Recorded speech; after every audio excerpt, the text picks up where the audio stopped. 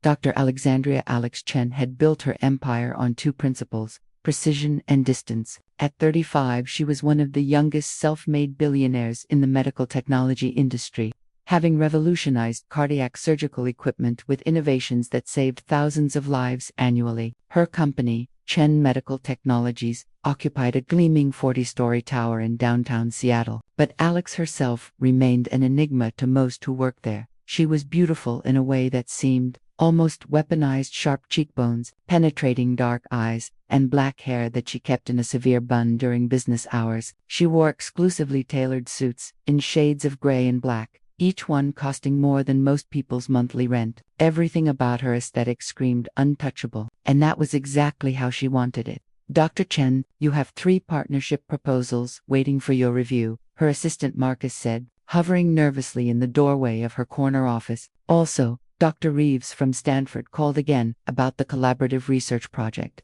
Alex didn't look up from her computer screen, where she was analyzing quarterly projections. "Reject the partnerships. Tell Reeves I'll consider it when they have actual data worth my time."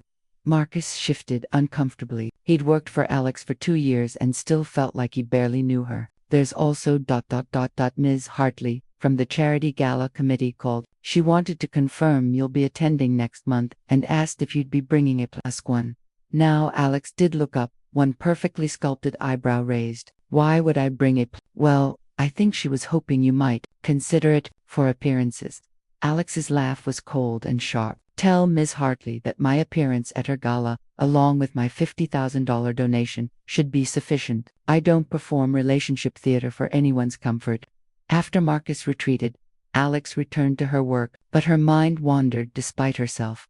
Relationships, the very concept felt like a foreign language she'd never bothered to learn. In college and medical school, she'd been too focused on graduating top of her class. During her surgical residency at Johns Hopkins, she'd worked 100-hour weeks, sleeping in on-call rooms and surviving on vending machine coffee. When she'd left medicine to found her company, she'd poured every ounce of energy into building something that mattered. There had been women, of course. Alex had known she was gay since she was 15, had come out to her traditional Chinese parents at 18, resulting in a 2-year estrangement she still preferred not to think about, and had navigated her sexuality with the same clinical efficiency she applied to everything else. But romance, love, those were distractions she couldn't afford. Women pursued her constantly, at business conferences, at hospital fundraisers, even in the elevator of her own building. They were drawn to her success, her appearance, her untouchability. Alex rejected them all with the same polite but firm distance. She'd never dated anyone for longer than 3 months, and most relationships ended after a handful of encounters when the other woman realized Alex would never prioritize them over her work. "I don't do relationships," she'd say. "I'm not wired for them. If you're looking for someone who'll remember your birthday or meet your parents, I'm not that person." Most women thought she was joking. By the second missed date or the 5th time Alex canceled dinner plans for a board meeting, they learned otherwise.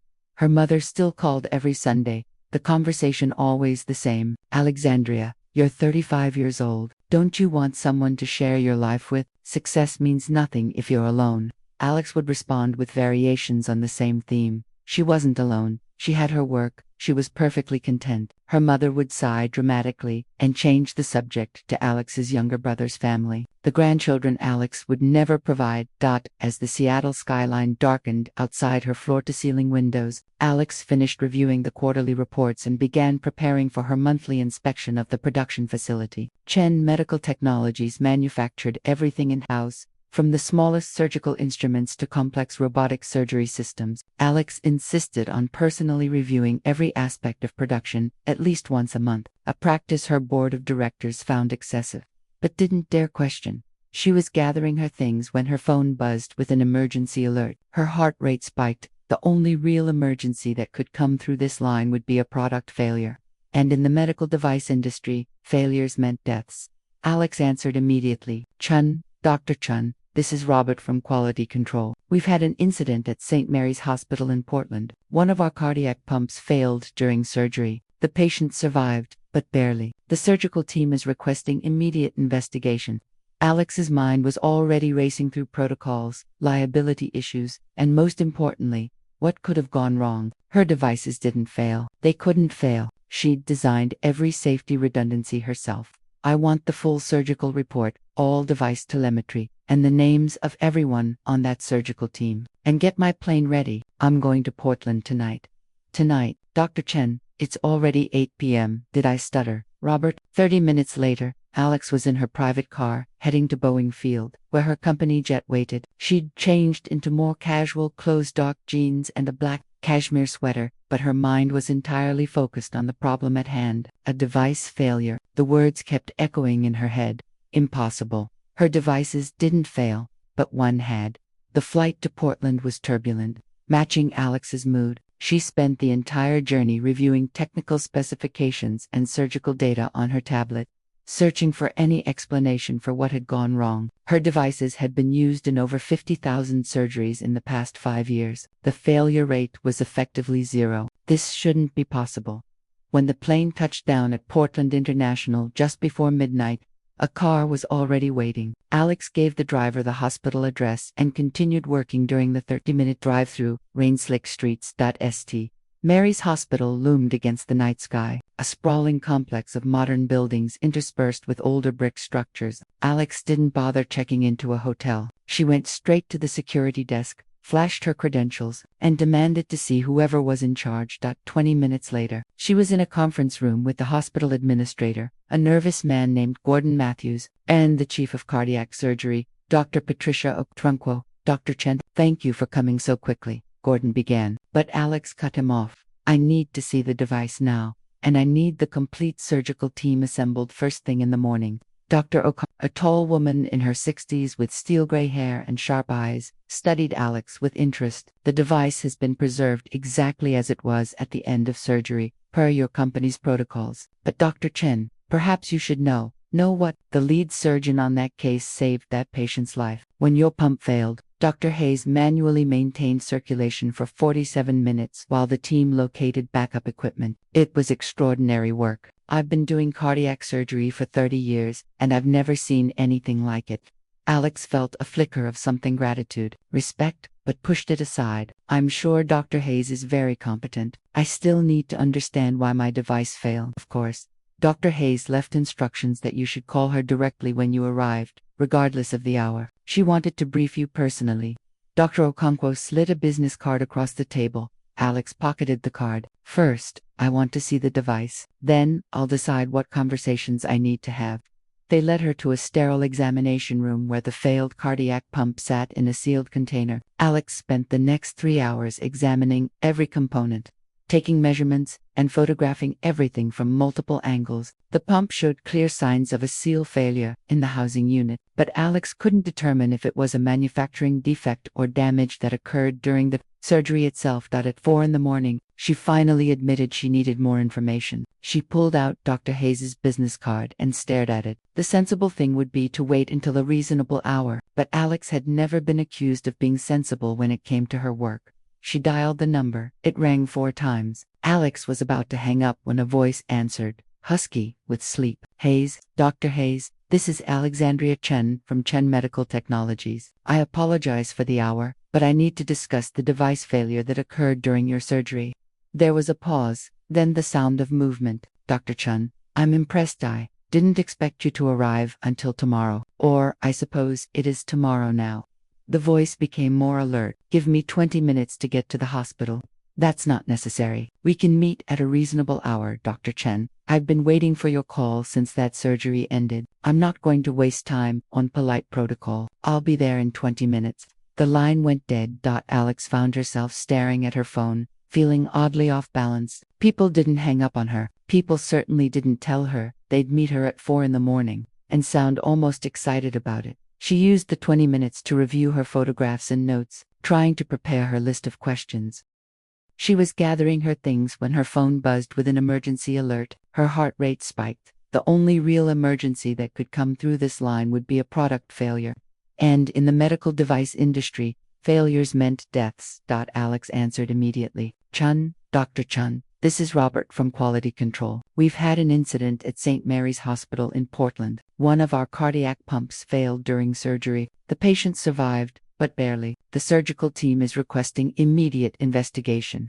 Alex's mind was already racing through protocols, liability issues, and most importantly, what could have gone wrong. Her devices didn't fail. They couldn't fail. She'd designed every safety redundancy herself. I want the full surgical report, all device telemetry, and the names of everyone on that surgical team. And get my plane ready. I'm going to Portland tonight. Tonight, Dr. Chen, it's already 8 p.m. Did I stutter, Robert? 30 minutes later, Alex was in her private car heading to Boeing Field, where her company jet waited. She'd changed into more casual clothes, dark jeans, and a black cashmere sweater, but her mind was entirely focused on the problem at hand. A device failure. The words kept echoing in her head. Impossible. Her devices didn't fail, but one had. The flight to Portland was turbulent, matching Alex's mood. She spent the entire journey reviewing technical specifications and surgical data on her tablet, searching for any explanation for what had gone wrong. Her devices had been used in over 50,000 surgeries in the past 5 years. The failure rate was effectively zero. This shouldn't be possible.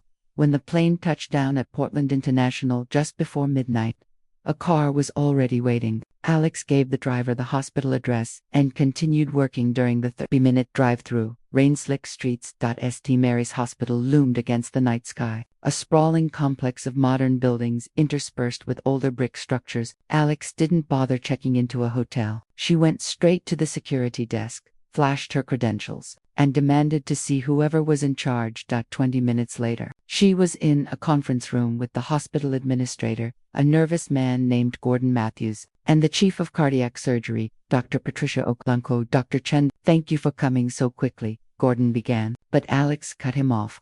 I need to see the device now, and I need the complete surgical team assembled first thing in the morning. Dr. Okonkwo, a tall woman in her 60s with steel gray hair and sharp eyes, studied Alex with interest. The device has been preserved exactly as it was at the end of surgery, per your company's protocols. But Dr. Chen, perhaps you should know what the lead surgeon on that case saved that patient's life. When your pump failed, Dr. Hayes manually maintained circulation for 47 minutes, while the team located backup equipment. It was extraordinary work. I've been doing cardiac surgery for 30 years, and I've never seen anything like it. Alex felt a flicker of something gratitude, respect, but pushed it aside. I'm sure Dr. Hayes is very competent. I still need to understand why my device failed, of course. Dr. Hayes left instructions that you should call her directly when you arrived, regardless of the hour. She wanted to brief you personally. Dr. Okonkwo slid a business card across the table. Alex pocketed the card. First, I want to see the device. Then I'll decide what conversations I need to have. They led her to a sterile examination room where the failed cardiac pump sat in a sealed container. Alex spent the next 3 hours examining every component, taking measurements, and photographing everything from multiple angles. The pump showed clear signs of a seal failure in the housing unit, but Alex couldn't determine if it was a manufacturing defect or damage that occurred during the surgery itself. At 4 in the morning, she finally admitted she needed more information. She pulled out Dr. Hayes's business card and stared at it. The sensible thing would be to wait until a reasonable hour, but Alex had never been accused of being sensible when it came to her work. She dialed the number.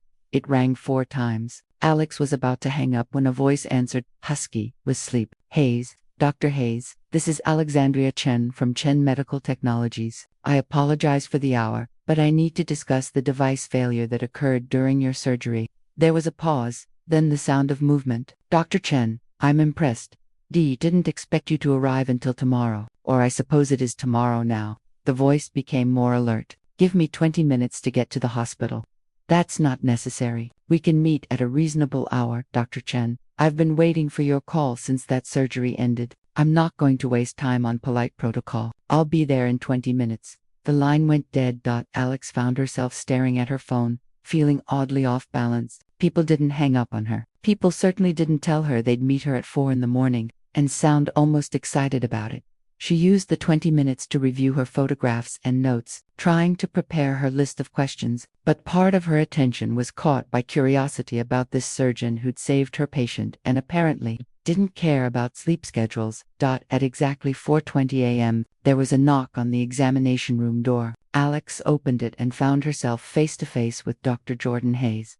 Alex had expected someone older, severe, probably exhausted from being woken in the middle of the night. What she got was a woman about her own age, tall and athletic, with shoulder-length auburn hair pulled back in a messy ponytail. She wore jeans, a faded medical school sweatshirt, and no makeup. Her hazel eyes were bright and alert despite the hour, and when she smiled, it was genuine and warm. Dr. Chun, it's good to finally meet you, even if the circumstances aren't ideal. Jordan extended her hand. Alex shook it, noting the firm grip and the calluses that spoke to years of surgical work. Dr. Hayes, thank you for coming so quickly. Call me Jordan, and please, come to my office. We'll be more comfortable there, and I have coffee that's significantly better than the hospital swill. Alex followed Jordan through the quiet hospital corridors, noticing how the other woman moved with easy confidence through the space, nodding at night shift nurses and checking a patient board as they passed. Jordan's office was small but well organized, with medical journals stacked neatly on shelves and a comfortable-looking couch in addition to the standard desk and chairs. True to her word, Jordan had a high-end espresso machine on a side table. Espresso, Americano latte? Jordan asked, already heating the machine. Americano, black, a woman after my own heart. Jordan made 2 Americanos with the practiced ease of someone who'd done this thousands of times, then handed one to Alex and settled into the chair across from her. So, you want to know what happened during that surgery? I need to understand every detail. The device telemetry shows a catastrophic seal failure, but I can't determine the root cause from the physical evidence alone. Jordan nodded and pulled a thick file from her desk drawer. I anticipated that. Here's the complete surgical record, my personal notes, and statements from every member of the surgical team. The patient's name is Michael Torres, 43 years old, high school history teacher, father of 2. He presented with severe coronary artery disease requiring triple bypass surgery. As Jordan walked through the surgery step by step, Alex found herself captivated, not just by the technical details, but by the way Jordan spoke about her patient. This wasn't just a case to her, it was a person. She mentioned Michael's daughter getting a college scholarship, his wife's worry, his own fear before the surgery. Jordan had clearly taken time to know her patient as a human being, not just a set of symptoms. We were 90 minutes into the procedure when your pump failed, Jordan continued, her voice becoming more serious. One moment it was functioning perfectly, the next, the pressure readings dropped precipitously. My perfusionist called it immediately. And you manually maintained circulation for 47 minutes. Yes, my team was scrambling to get backup equipment from another surgical suite. But hospital logistics being what they are, it took time, so I did what I had to do. Jordan's eyes met Alex's directly. I wasn't going to let Michael Torres die because of an equipment failure. There was no accusation in her voice, just simple statement of fact, but Alex felt the weight of it anyway. This woman had saved a life that Alex's device had endangered. The pump should never have failed, Alex said quietly. My company's entire reputation is built on reliability. Lives depend on that reliability. I know, which is why I'm not angry, Dr. Chun. I'm concerned. Your equipment is the gold standard in cardiac surgery. If there's a flaw in the design or manufacturing, it needs to be identified and corrected. But I also know that you're here at 4 in the morning, which tells me you take this as seriously as I do. Alex studied Jordan's face, looking for judgment or blame, but found only genuine concern and a hint of curiosity. You said you've been waiting for my call. Why? Jordan smiled. Because I've been following your work for years. The innovations you've pioneered have transformed cardiac surgery. The precision valve replacement system you developed, I've used it in dozens of surgeries. Your robotic surgical assistant, it's allowed us to perform procedures that would have been impossible 10 years ago. You're brilliant, Dr. Chen. I wanted to meet the person behind all that innovation. Alex felt heat rise in her cheeks, something that hadn't happened in years. She wasn't used to such direct praise, especially not from someone whose respect she found herself unexpectedly valuing. I'm just an engineer who happened to have medical training. You're significantly more than that, and you know it. Jordan leaned forward. Dr. Chen, Alex, if I may, I know you're here to investigate a failure, and I'll give you every bit of cooperation I can. But I also want you to know that one device failure doesn't change my opinion of your work or your company. Michael Torres is alive and recovering well. That's what matters. That's what matters to you, Alex said. To me, what matters is understanding why my device failed and ensuring it never happens again. Then let's figure it out together. Jordan stood and grabbed a white coat from a hook on the wall. The surgical suite where it happened is free right now. Want to walk through it with me? Sometimes seeing the actual space helps. Alex nodded and followed Jordan out of the office, but her mind was only partly on the investigation. The other part was trying to understand why this surgeon, this woman who made espresso at 4 a.m. and spoke about her patients with genuine care, was affecting her this way. They spent the next 2 hours in the surgical suite, with Jordan recreating the procedure step by step. She showed Alex exactly where the pump had been positioned, how the connections had been made, what the telemetry had looked like before the failure. She was precise and professional, but there was also a storyteller's gift to her description. Alex could visualize every moment. "And this is when I knew we were in trouble," Jordan said. Standing at the operating table with her hands positioned as if still in surgery, the pressure dropped from 95/60 to barely detectable in under 30 seconds. "I've seen pump failures before. They're usually gradual, giving you time to respond. This was catastrophic and immediate." Alex examined the connection points, taking more photographs, which suggests a complete seal rupture rather than gradual wear. But that shouldn't be possible with the materials we use. The seals are rated for 12 hours of continuous operation, with a safety margin of 300%, unless there was a manufacturing defect. That's what I need to determine. I'll need to examine every component under an electron microscope, review the manufacturing records for this specific unit, and potentially test other units from the same production batch. Jordan nodded. "Whatever you need, but Alex, you look exhausted. When was the last time you slept?" Alex tried to remember. She'd worked late in Seattle the previous evening, then flown to Portland, then been examining the device for hours. "Yesterday morning, I think, maybe 30 hours ago." "That's not sustainable. You're not going to solve this if you're too tired to think straight." Jordan glanced at her watch. "It's almost 7 a.m. My shift doesn't start until 9. Let me buy you breakfast. Real breakfast, not hospital cafeteria food. Then you can get a hotel room and sleep for a few hours before you dive back into the investigation." "I don't have time, Alex." Jordan's voice was gentle but firm. "You're running on adrenaline and coffee. That might work for a few more hours, but then you'll crash, and you'll make mistakes. You don't strike me as someone who makes mistakes often, so don't start now." Alex wanted to argue. She should argue, but Jordan was right. And more than that, Alex realized she wanted to have breakfast with this woman, wanted to keep talking to her in a setting that wasn't about device failures and investigations. "Fine," Alex said, "but somewhere quick. I need to be back here by 9 to start the systematic testing." Jordan's smile was radiant. "I know just the place."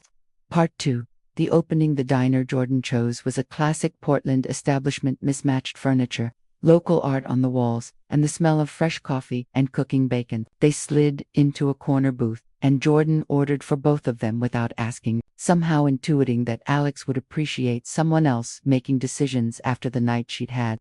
"Mushroom and spinach omelet, whole wheat toast, fresh fruit," Jordan told the waitress, "and keep the coffee coming."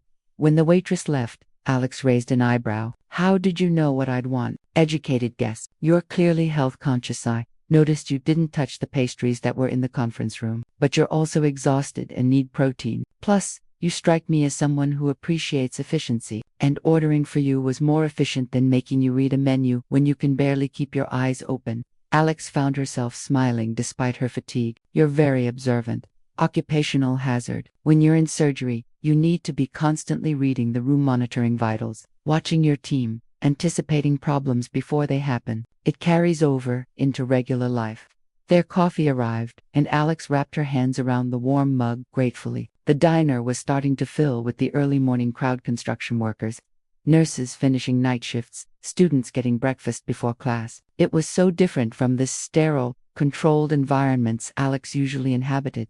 "Tell me something," Jordan said, studying Alex over the rim of her coffee cup. "Why did you leave surgery? You completed your residency at Johns Hopkins, worked there for 2 years, then left to start your company. That's unusual. Most people who go through surgical training don't give it up." Alex tensed slightly. This was always the question, the one that implied she'd quit, that she hadn't been good enough. "I realized I could help more people by improving surgical tools than by using them. One surgeon can only do so many operations, but a device that makes surgery safer and more effective, that impacts thousands of procedures, that's the logical answer." Jordan said. What's the real answer? Alex met her gaze, ready to deflect with the same polite but distant response she always used. But something about Jordan's hazel eyes, the way they looked at her with genuine curiosity rather than judgment, made her hesitate.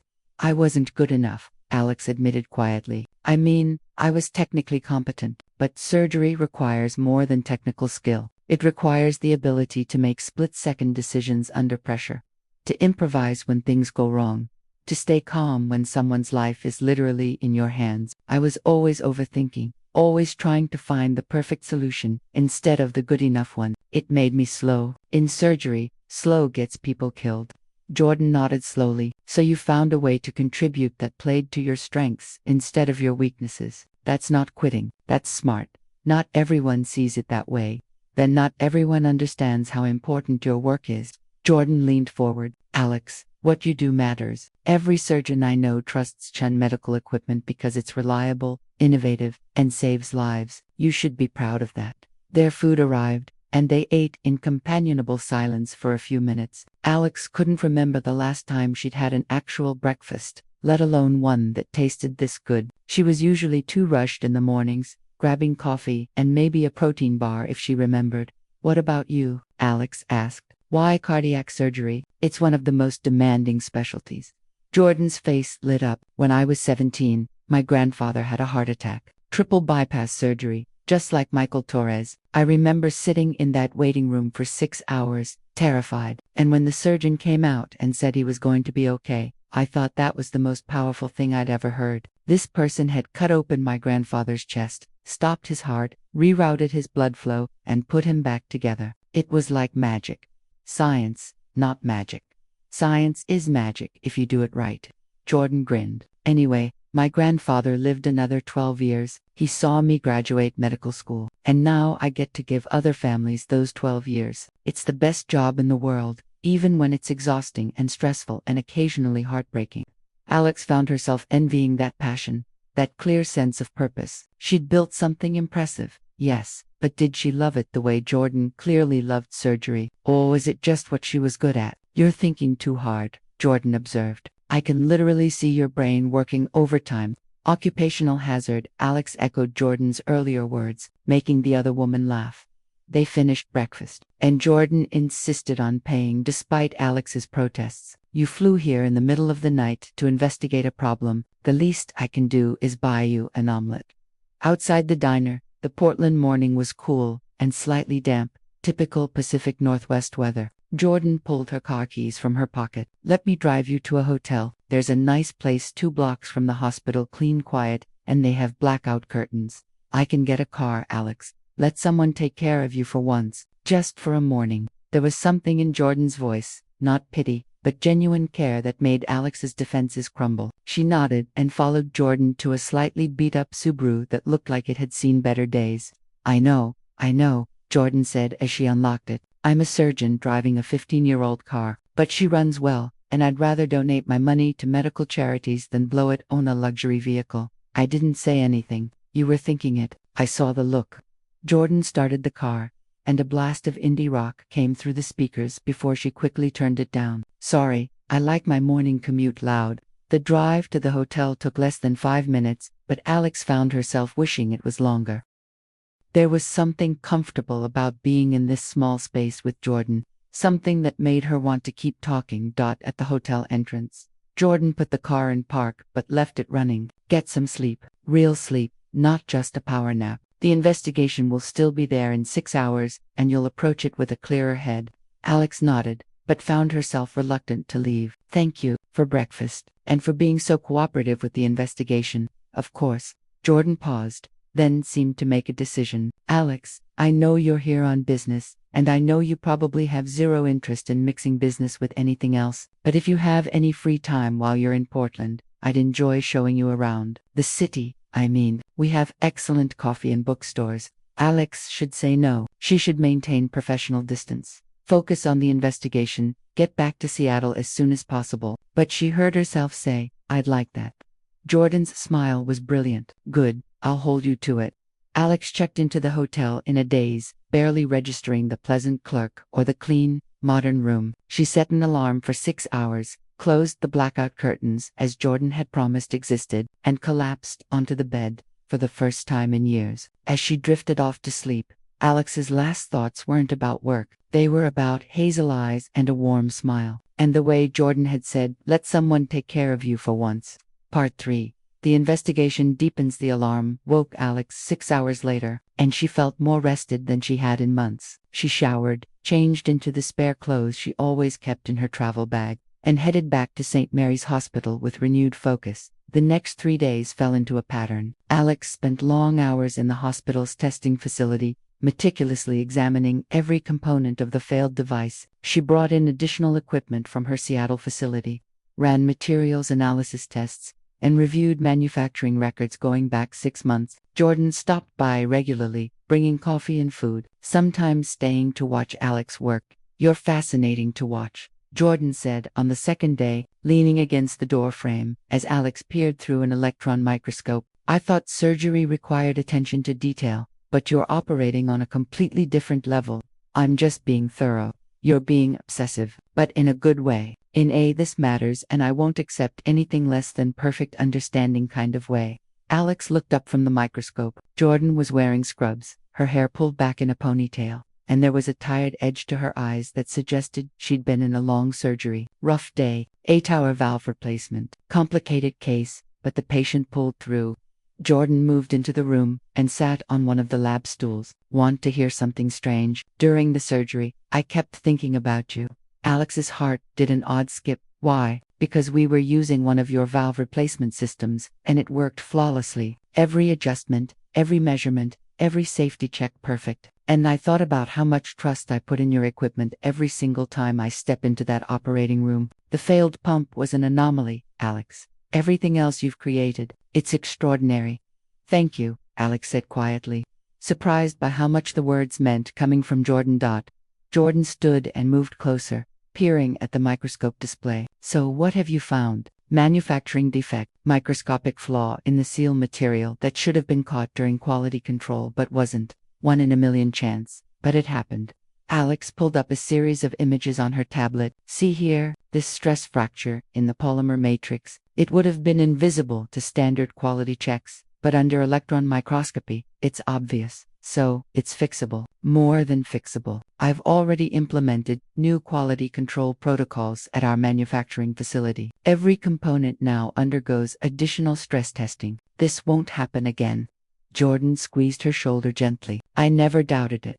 The casual touch sent electricity through Alex's body. She wasn't used to being touched. She actively avoided it with most people, but Jordan's hand on her shoulder felt natural, comforting in a way that made Alex want to lean into it. Jordan seemed to realize what she'd done and pulled her hand back. "Sorry, I'm a touchy person. Force of habit from having a big family."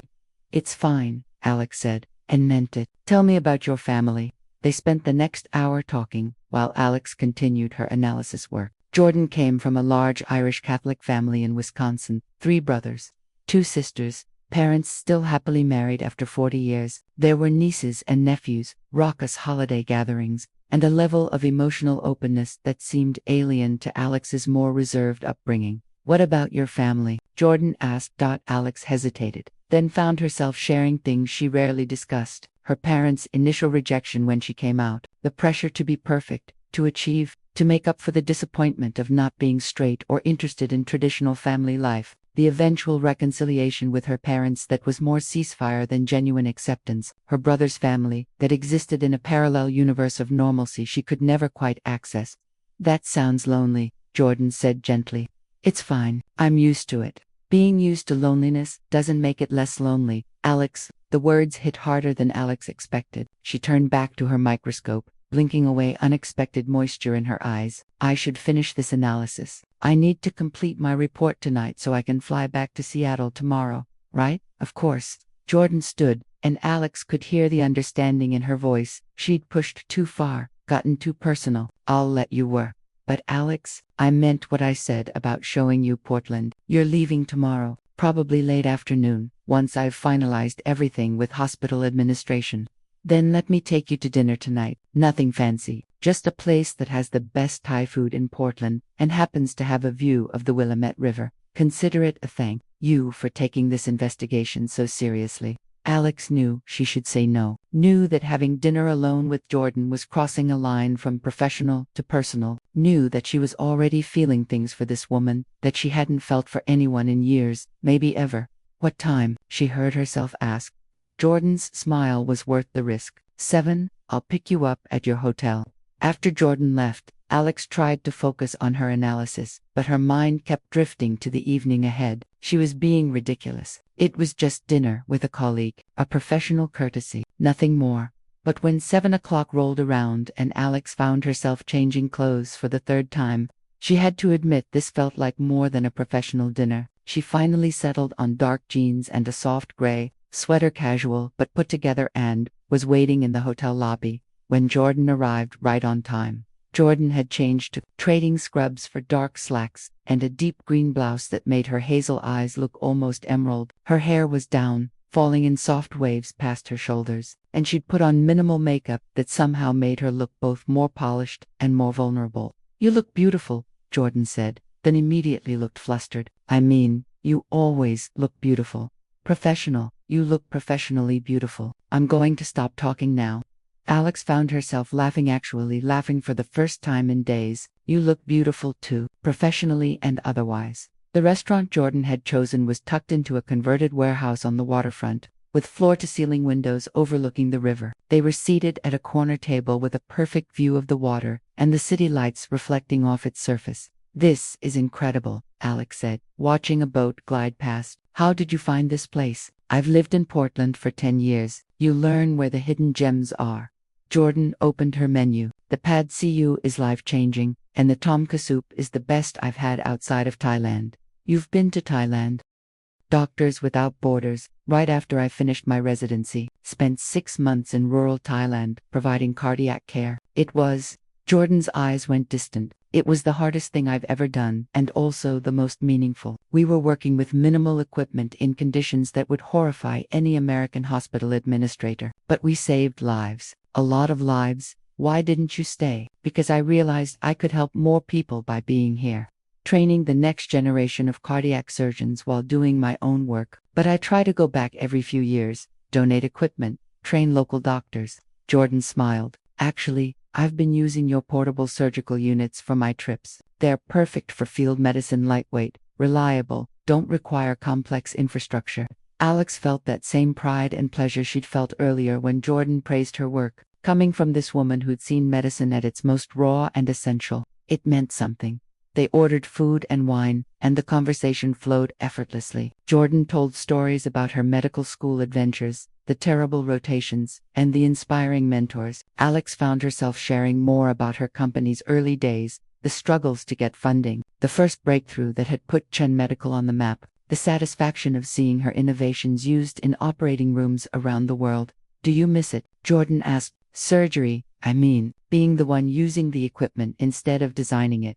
Alex considered the question seriously. Sometimes, but not the way you might think. I don't miss the actual cutting and suturing. I miss the feeling of immediate impact. When you save someone in surgery, you know it right away. With what I do now, the impact is more abstract. I know my devices help people, but I'm removed from it. That's not true though. You're here, right now, because one of your devices failed. You could have sent engineers to investigate, but you came yourself. That's not abstract, that's deeply personal. A device failure is a threat to my company's reputation. It's also a threat to patients, and that's what really drove you here. Jordan reached across the table and gently touched Alex's hand. You can pretend you're all cold business logic, but I see through it. You care deeply. You just don't let anyone see how much. Alex looked down at Jordan's hand on hers, the touch warm and grounding. She should pull away, should maintain professional distance, should remember all the reasons she didn't do relationships or emotional vulnerability. Instead, she turned her hand over and laced her fingers through Jordan's.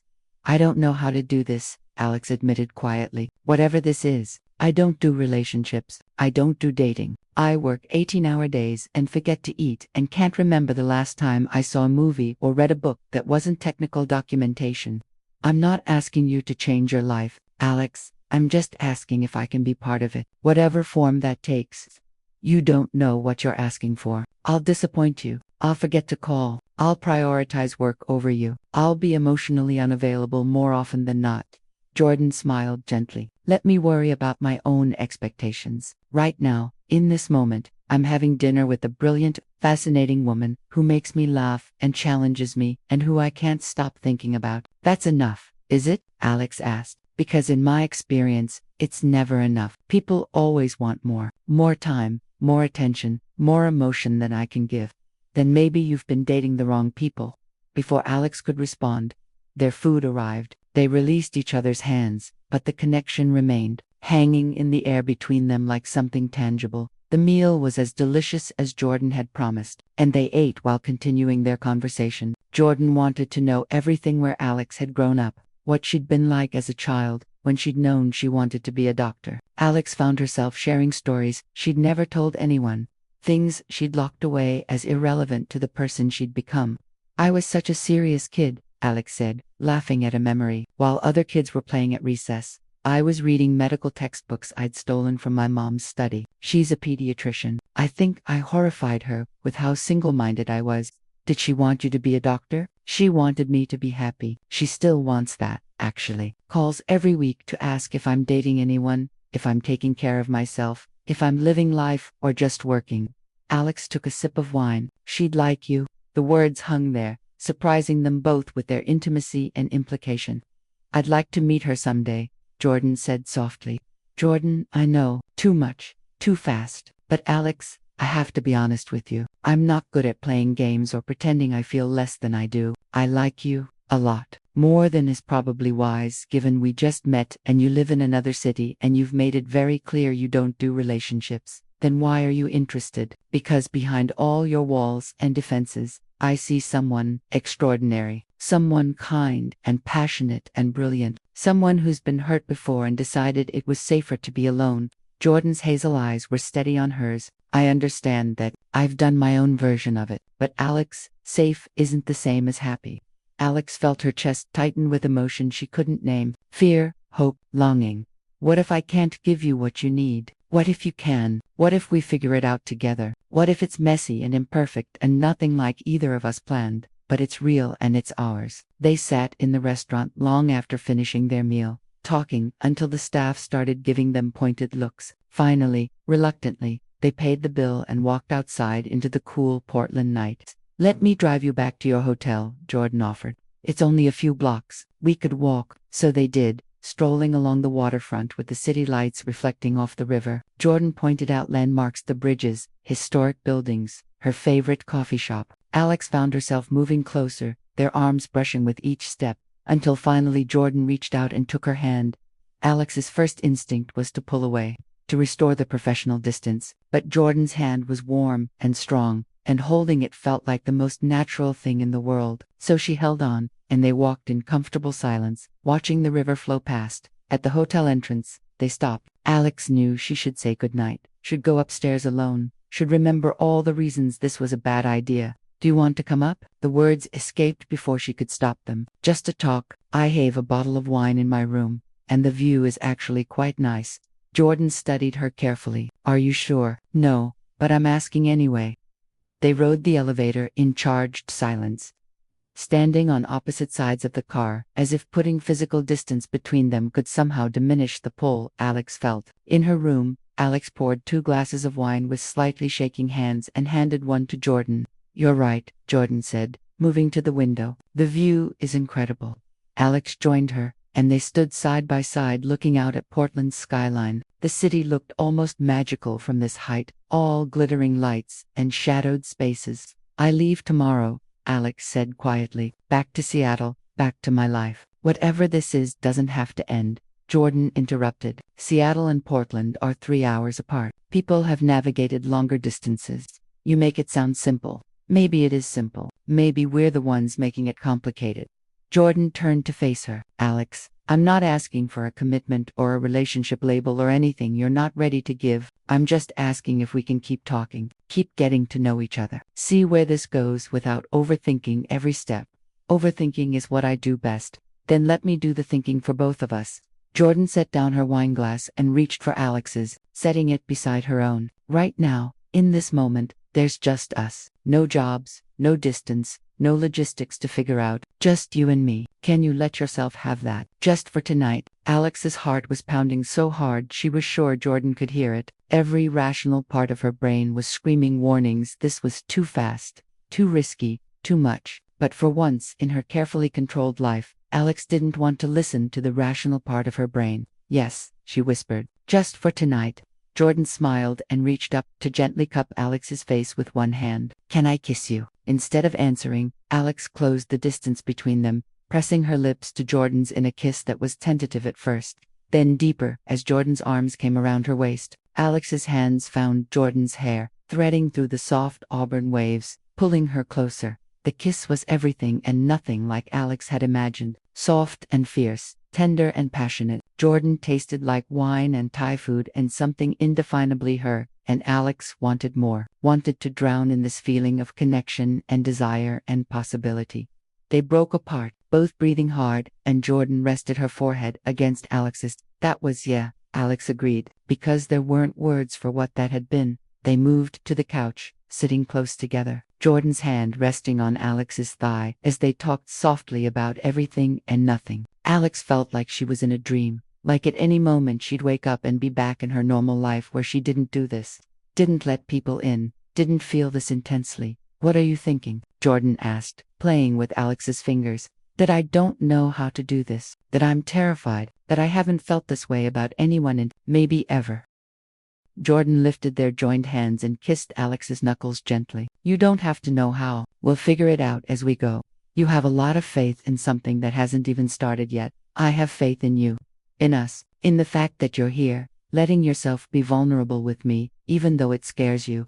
Jordan's hazel eyes were warm and sincere. That's brave, Alex. That's worth believing in. They talked until nearly 3 a.m, curled together on the couch. Alex shared things she'd never told anyone, her fears about her company, her complicated feelings about success, the loneliness that had become so familiar she sometimes forgot it was there. Jordan listened without judgment, asking questions, offering insights, holding Alex when the emotions threatened to overwhelm her. I should go, Jordan finally said reluctantly. I have early rounds tomorrow, and you need to finish your report. I know, but neither of them moved to get up. Finally, Jordan stood and pulled Alex up with her. At the door, they kissed again, slower this time, savoring it. When will I see you again? Jordan asked. I don't know. I have a packed schedule back in Seattle. Jordan's voice was gentle, but firm. If you want to see me again, we'll figure it out. If you don't, that's okay too. But be honest with yourself about what you want. Alex took a deep breath. Being honest with herself had never been her strong suit when it came to personal matters. But standing here with Jordan, still feeling the warmth of her kiss, Alex knew what she wanted. I want to see you again, she admitted. Soon. Jordan's smile was radiant. Then that's what we'll do. Now get some sleep. And Alex, thank you for tonight, for letting me in, even just a little bit. After Jordan left, Alex stood by the window for a long time, her fingers touching her lips where Jordan had kissed her. She felt cracked open, vulnerable in a way that should terrify her but somehow didn't. She finally went to bed around 4 a.m., and for the first time in years, her dreams weren't about work. They were about hazel eyes and warm smiles and the feeling of being truly seen by someone who mattered. Part 4. The distance between Alex flew back to Seattle the next afternoon, her investigation complete and her report filed with hospital administration. On the flight, she tried to focus on work reviewing the new quality control protocols, answering emails from her leadership team, preparing for a board meeting scheduled for later in the week. But her mind kept drifting to Jordan, to their dinner, to that kiss that had seemed to shift something fundamental in Alex's carefully ordered world. Her phone buzzed with a text as the plane landed. Jordan, hope you had a good flight. Thank you again for everything you did here. And for last night, thinking about you. Alex stared at the message for a long moment before typing a response. Thank you for your cooperation with the investigation. And for last night, I'm thinking about you too. It felt inadequate, like trying to capture an ocean in a teaspoon, but it was honest, and Jordan had asked for honesty. Back at Chen Medical Technologies, Alex threw herself into work with renewed intensity. She personally oversaw the implementation of the new quality control measures, conducted spot inspections of the manufacturing line, and met with every department head to ensure the changes were being implemented correctly. Her staff found her even more demanding than usual, which was saying something. Dr. Chen, you're micromanaging the micromanaging, Marcus said carefully after she'd sent back a quality control report for the fourth revision. Everything is being done exactly as you specified. The new protocols are working perfectly. Good isn't good enough. We need perfect. Perfect doesn't exist. You taught me that. Alex looked up sharply. When did I teach you that? About 6 months ago, when I was losing my mind trying to get a quarterly report exactly right. You told me that perfection was the enemy of excellence, and that I should focus on doing excellent work instead of impossible work. Alex slumped back in her chair, realizing Marcus was right. She was displaced, channeling all her confused feelings about Jordan into the one area where she felt in control. Her company. You're right. I'm sorry. The revised protocols are fine. Implement them. Marcus hesitated at the door. Dr. Chen, is everything okay? You've seemed different since you got back from Portland. I'm fine. Just focused on ensuring this doesn't happen again. But she wasn't fine. For 3 days, she and Jordan texted constantly good morning messages, photos of their coffee, random thoughts throughout the day. They talked on the phone every evening, conversations that stretched long into the night. Jordan told her about her surgeries, her patients, the hospital drama. Alex shared frustrations about manufacturing setbacks and victories in R&D. They talked about everything and nothing, building something that felt terrifyingly important. On Thursday night, as they were talking, Jordan said, I miss you. The words hit Alex like a physical blow. No one had ever missed her. People relied on her, needed her expertise, valued her contributions, but miss her, want her presence for no practical reason beyond wanting it. I miss you too, Alex admitted quietly. I didn't think I would, but I do. Come visit this weekend. You don't have to stay long, even just Saturday. We could explore the city, have dinner, spend actual time together instead of just phone calls.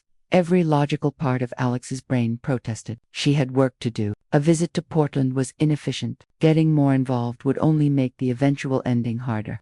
Okay, she said. I'll fly down Saturday morning. Jordan's delighted laugh made every logical protest disappear.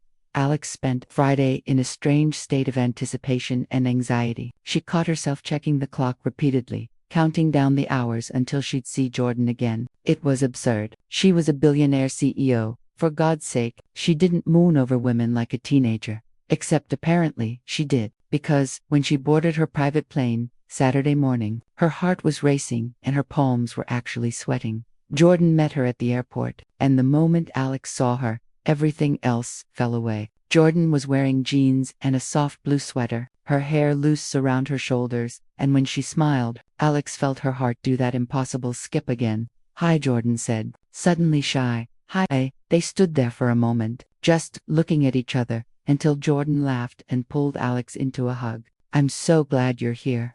Alex hugged her back, breathing in that familiar citrus scent. Me too.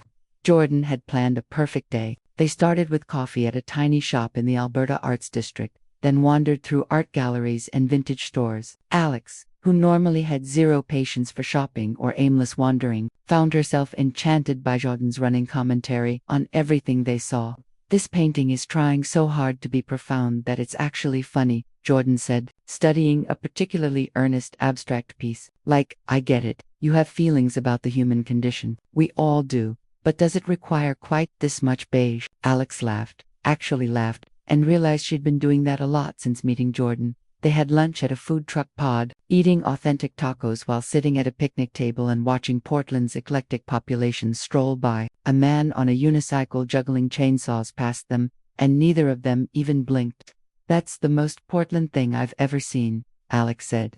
Just wait, it gets weirder. In the afternoon, they visited Powell's City of Books, the massive independent bookstore that took up an entire city block. Jordan led Alex through the labyrinthine stacks, pulling down books and reading favorite passages aloud. Alex found herself watching Jordan more than looking at books, the animated way she talked about stories she loved, the thoughtful way she considered different genres, the pure joy on her face in this space filled with words and ideas. What? Jordan asked, catching Alex staring.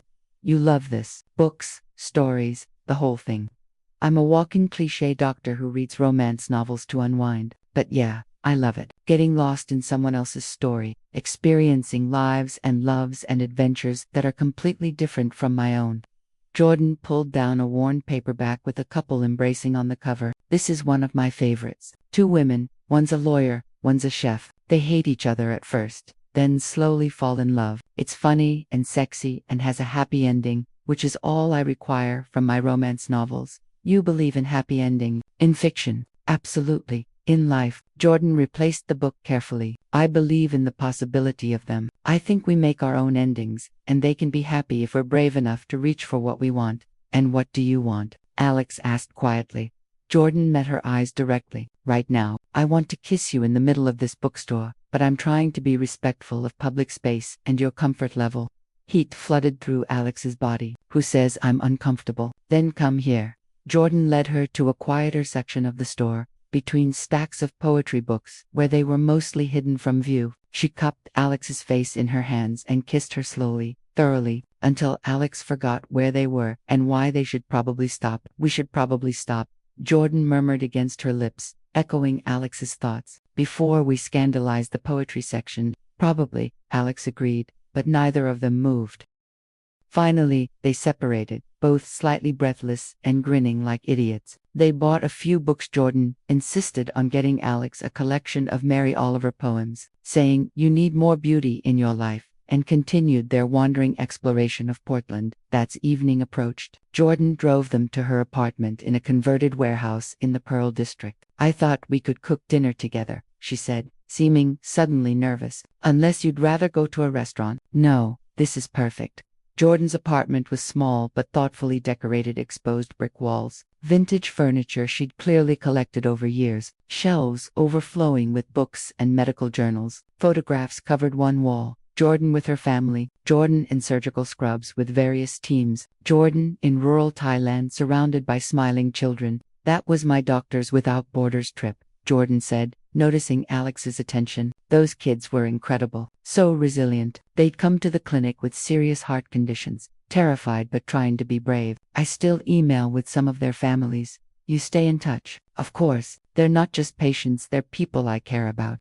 Jordan pulled vegetables from her refrigerator. "Okay, I'm making my famous stir-fry, which is only famous to me and absolutely not authentic to any particular Asian cuisine, but it's delicious. Can you chop vegetables?" They fell into an easy rhythm in the kitchen, Jordan cooking while Alex chopped and followed instructions. Music played from a Bluetooth speaker, indie folk that Alex would normally dismiss but found herself enjoying. Jordan sang along, unselfconsciously, occasionally using a wooden spoon as a microphone, making Alex laugh. "You're different here," Alex observed, "more relaxed than at the hospital. Everyone's different at home. Even you, I bet." "I wouldn't know. I'm barely ever at my apartment. I usually just sleep there between working." Jordan stopped stirring and looked at her seriously. "Alex, that's not sustainable. When was the last time you took a real vacation?" "Define real." "More than a weekend, somewhere with no cell service or at least the self-control not to check emails constantly. Time to just be instead of constantly doing." Alex had to think. "Maybe medical school. I took a week off after my board exams. That was over a decade ago. I've been busy building a company." "You've built it. It's successful. Now you need to live your life, not just work it." Jordan softened her tone. "I'm not criticizing you. I'm worried about you. This pace isn't healthy for anyone. You're a surgeon. You work insane hours. I do, but I also take time off. I see my friends. I have hobbies. I go home and cook dinner and read books and occasionally watch terrible reality TV while eating ice cream straight from the carton. I have a life outside the hospital. And I don't." Alex heard the defensiveness in her own voice. "Do you?" Jordan asked gently. "Beyond work, what brings you joy? What do you do just for yourself? Not because it's productive or useful, but because it makes you happy." Alex wanted to argue, to list all the ways her life was full and meaningful, but standing in Jordan's warm, lived-in kitchen, she couldn't think of a single thing. When had she last done something purely for joy? When had she last let herself be unproductive? "I don't know," she admitted quietly. Jordan put down her spoon and pulled Alex into a hug. "Then let's figure it out together, starting with dinner, wine, and absolutely no talk about work." They ate on Jordan's small balcony as the sun set over Portland, painting the sky in shades of pink and orange. Jordan asked about Alex's childhood, her dreams before medical school, what she'd wanted to be when she was young. Alex found herself talking about things she hadn't thought about in years: how she'd loved astronomy as a kid, how she'd wanted to be an astronaut until she realized she got motion sickness, how she'd spent teenage summers volunteering at her mother's clinic and falling in love with medicine. "You lit up when you talked about that," Jordan observed. "The volunteering at your mom's clinic, that's when you decided to become a doctor." "That's when I realized medicine mattered. Helping people mattered. My mom would take me on home visits sometimes, to check on kids who couldn't easily get to the clinic. I saw how much difference one person could make." Alex paused. "I wanted to make that kind of difference. And you do, just differently than you originally planned." "Maybe. It doesn't always feel that way."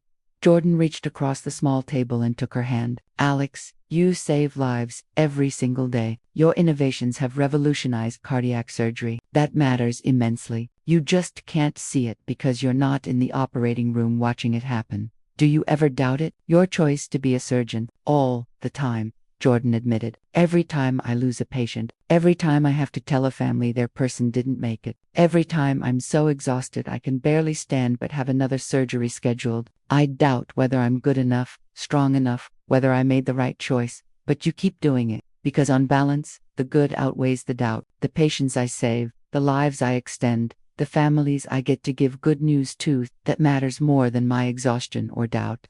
Jordan squeezed Alex's hand. "I suspect it's the same for you, if you let yourself see it."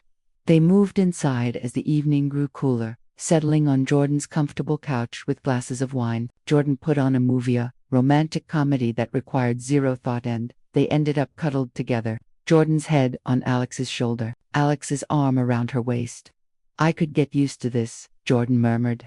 "So could I," Alex admitted. "That's what scares me." "Why does it scare you?" Alex was quiet for a long moment, trying to find words for feelings she barely understood herself. "Because I don't know how to balance this with my work. Because I'm afraid I'll disappoint you. Because every relationship I've ever attempted has ended with someone telling me I'm too focused on my career, too emotionally unavailable, the something or not enough something else." Jordan shifted to look up at her. "I'm not them. I'm not going to demand you choose between me and your work. I understand ambition and dedication. I live them too. What I'm asking for is space in your life, not all of it. I don't know how to do that. It's all or nothing for me. Always has been." "Then maybe it's time to learn a different way." Jordan reached up and gently traced Alex's cheekbone. "You're so hard on yourself, so convinced you're not capable of this. But Alex, you're here. You flew to Portland on a Saturday for no reason except to see me. You spent the whole day wandering around the city when you could have been working. You're having this conversation instead of running away from it. That's not someone who's incapable of relationships. That's someone who's trying." "What if trying isn't enough? What if it is?" Alex couldn't answer that, so instead she kissed Jordan, pouring all her confusion and fear and unexpected feelings into the kiss. Jordan responded with equal intensity, her hands sliding into Alex's hair. Pulling her closer, they made out on the couch like teenagers, hands exploring over clothes, breath coming faster, until Jordan pulled back slightly. "Stay tonight," she said. "I'm not asking for anything more than sleeping in the same bed. But stay, let yourself have one night of not being alone." Alex knew she should say no, should maintain some distance, some control, should get back to Seattle and her orderly, solitary life. "Okay," she whispered, "I'll stay." Part 5. The balancing act. Alex did stay that night, and it was both everything and nothing like she'd imagined. Jordan lent her a t-shirt and sleep shorts, and they curled up in Jordan's comfortable bed, talking, until they both drifted off. Alex woke in the middle of the night, momentarily disoriented, until she felt Jordan's warmth beside her and remembered where she was. She lay awake for a while, watching Jordan sleep. In repose, Jordan's face was peaceful, free of the intensity she brought to surgery and conversation. Alex felt a surge of tenderness so strong it almost hurt. That this was dangerous. This feeling, this connection, it was exactly what she'd spent her adult life avoiding. Because caring this much meant the potential for loss, for pain, for all the messy emotional chaos that came with letting someone matter. But lying there in the pre-dawn darkness, listening to Jordan's steady breathing, Alex couldn't bring herself to regret it. In the morning, Jordan made them coffee and breakfast, moving around her small kitchen with easy efficiency. Alex sat at the counter watching her, marveling at how domestic and comfortable it all felt. "What's your schedule like this week?" Jordan asked, sliding a plate of scrambled eggs and toast across to Alex. "Insane. Board meeting Monday, investor presentations Tuesday and Wednesday, meeting with the FDA Thursday about a new device approval, then flying to San Francisco Friday for a conference, the cardiac surgery conference. I'm going to that too, presenting my paper on innovative approaches to complex valve replacements." Really, Alex felt a ridiculous surge of happiness at the prospect of seeing Jordan again so soon. "Really? So maybe we could have dinner one night, continue this conversation." "I'd like that." They ate breakfast together, and Alex found herself reluctant to leave. She had work waiting in Seattle, emails piling up, a dozen things that needed her attention. But sitting in Jordan's sunny kitchen, eating eggs and stealing glances at this woman, who made her feel things she'd never felt before this, felt more important than any of it. Finally, though, reality intruded. Alex's flight was at noon, and she needed to get back to her hotel for her things before heading to the airport. At the door, Jordan pulled her into a long hug. "Thank you for coming, for staying, for trying. Thank you for inviting me, for being patient with me." Jordan pulled back and kissed her softly. "Alex, I'm not just patient with you, I'm falling for you. I know that's probably too much too fast, but I promised you honesty. So there it is, I'm falling for you, and I'm not sorry about it." Alex felt her breath catch. She should feel panic, should feel trapped, should want to run. Instead, she felt something that might have been joy. "I think I'm falling for you too," she admitted, "and it terrifies me. Good terrified or bad terrified, I don't know yet." Jordan smiled. "I can work with that." The flight back to Seattle felt longer than usual. Alex tried to work, but found herself thinking about Jordan instead, about the way she laughed, the way she cared so deeply about her patients, the way she challenged Alex while also making her feel accepted. Her phone buzzed with a text. "Jordan, already missing you. Is that pathetic?" "Alex, not pathetic. I'm missing you too." Jordan. "Good. Now go be a brilliant CEO. But don't forget to eat lunch."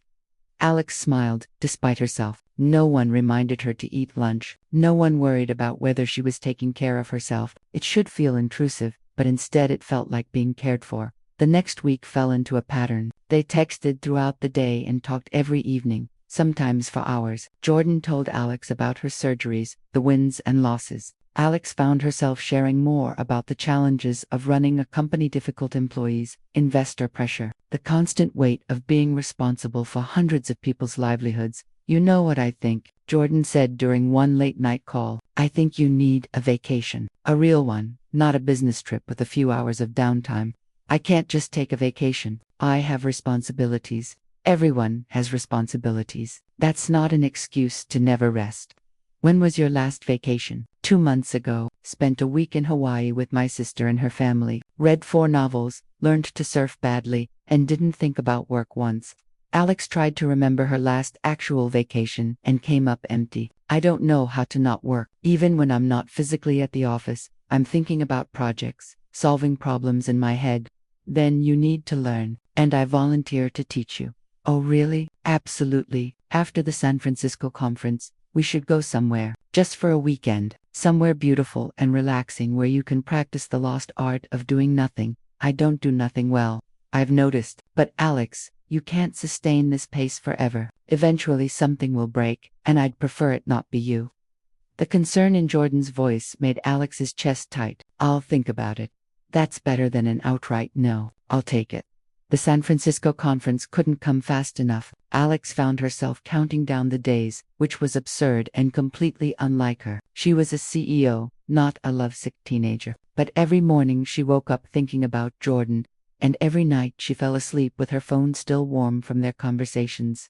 Marcus definitely noticed the change. "You smiled at Jenkins today," he said on Thursday afternoon, referring to the notoriously difficult head of manufacturing. "You never smile at Jenkins. Are you feeling okay?" "I'm fine. He finally implemented the changes I requested 6 months ago. That deserves acknowledgement." "You also left at 7 p.m. yesterday." 7 p.m. I had to check the security logs because I thought it was a mistake. Alex looked up from her computer. "Are you monitoring my comings and goings now? Someone has to make sure you're still human." Marcus set a folder on her desk. These are the materials for the San Francisco conference. Your presentation is scheduled for Saturday afternoon. Comparative analysis of next-generation cardiac monitoring systems. Very technical, very you. There's also a cocktail reception Friday night and a gala dinner Saturday. I'll skip the social events. You know I hate those, actually.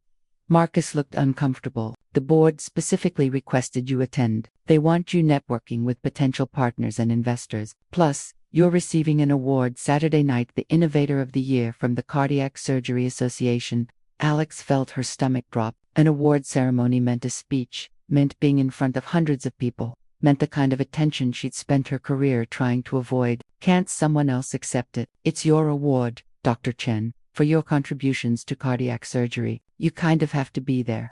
After Marcus left, Alex texted Jordan. Apparently, I'm receiving an award at the conference, which means giving a speech in front of people. I hate giving speeches. Jordan's response came immediately. You'll be brilliant, and I'll be there cheering you on. Also, possibly heckling, if you're too boring. Alex, you wouldn't dare. Jordan, try me. I once threw popcorn at a particularly tedious keynote speaker during medical school, got detention from the dean. Alex, that's not something to brag about.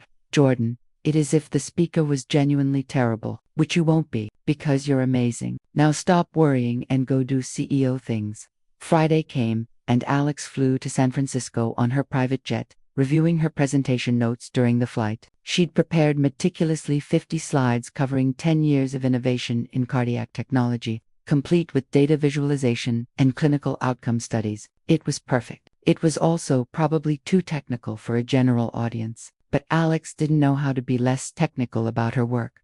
The conference hotel was the Fairmont, perched atop Nob Hill, with stunning views of the bay. Alex checked in, changed into business attire, and reluctantly headed down to the cocktail reception. The ballroom was already crowded with doctors, researchers, and medical device representatives. Alex grabbed a glass of wine and positioned herself near the windows, scanning the crowd. And then she saw Jordan. Jordan was across the room, laughing at something an older gentleman was saying. She wore a burgundy dress that hugged her curves and made her auburn hair look even more vibrant. Even from a distance, Alex could see the warmth in her smile, the way she engaged completely with whoever she was talking to. As if sensing Alex's gaze, Jordan looked up. Their eyes met across the crowded room, and Jordan's smile widened. She excused herself from her conversation and made her way through the crowd. Hi, Joanne said, slightly breathless. You came. I said I would. I know, but part of me thought you might bail on the social events and just show up for your presentation. Jordan's eyes traveled over Alex appreciatively. You look incredible, by the way. That suit is lethal.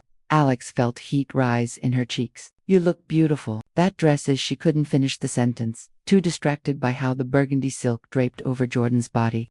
Probably too much for a medical conference. Jordan finished with a laugh. But I figured if I was going to see you, I wanted to look nice. You succeeded. They stood there for a moment, just looking at each other, until someone bumped into Jordan, pushing her slightly closer to Alex. Jordan's hand came to rest on Alex's arm to steady herself, and the touch sent electricity through Alex's body. Want to get out of here? Jordan asked quietly. There's a roof deck that's probably less crowded. Alex nodded, and they made their way through the throng of people to an elevator that took them to the hotel's roof terrace. The view was spectacular. The bay spread out below them, the Golden Gate Bridge, visible in the distance, the city lights beginning to twinkle as dusk settled. Better, Jordan said, leaning against the railing. I love medical conferences, but sometimes I need a break from talking shop. Then why did you come to the cocktail reception? Because I knew you'd be here. Jordan turned to face her. Alex, I've been thinking about you constantly. It's actually becoming a problem. I nearly gave a patient the wrong medication today because I was distracted thinking about what we'd say when we saw each other again. You didn't actually give them the wrong medication, did you? Alex couldn't help the concern in her voice. No, I caught it. But still, you're very distracting. Jordan stepped closer. I want to kiss you right now, but we're at a professional conference and there are probably people we know around. There's no one up here but us.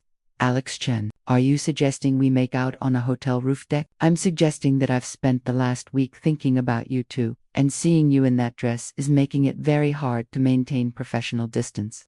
Jordan's smile was brilliant. Then don't. Alex closed the distance between them, cupping Jordan's face in her hands and kissing her deeply. Jordan made a small sound of pleasure and wrapped her arms around Alex's waist, pulling her closer. The kiss was intense, desperate. Months of longing compressed into this moment. When they finally broke apart, both breathing hard, Jordan rested her forehead against Alex's. I really like you. Like a concerning amount for someone I've known less than a month. Same. It's very inconvenient. The worst. Jordan kissed her again, softer this time. What are we doing, Alex? I have no idea, but I don't want to stop. But, because neither do I. Jordan pulled back slightly. So, here's what I'm thinking. We have 2 nights in San Francisco. Let's make the most of them. No more overthinking. No more worrying about logistics or whether this makes sense. Let's just be together and figure out the rest later. That's very unmethodical of you. I'm a surgeon. Sometimes you have to make quick decisions based on incomplete information and trust your instincts. Jordan's hazel eyes were warm and sincere. My instincts are telling me you're worth the risk. Alex felt something in her chest loosen, a knot of anxiety she hadn't even realized she'd been carrying. Okay. 2 nights. No overthink. I think starting right now. Come on, let's ditch this reception and get dinner somewhere that doesn't involve networking with colleagues. They took an Uber to a small Italian restaurant in North Beach, tucked away from the tourist crowds. Over pasta and wine, they talked about everything except medicine and work. Jordan told Alex about her childhood in Wisconsin, growing up in a chaotic house full of siblings, learning to cook from her Italian grandmother. The summer she decided she wanted to be a doctor after volunteering at a free clinic.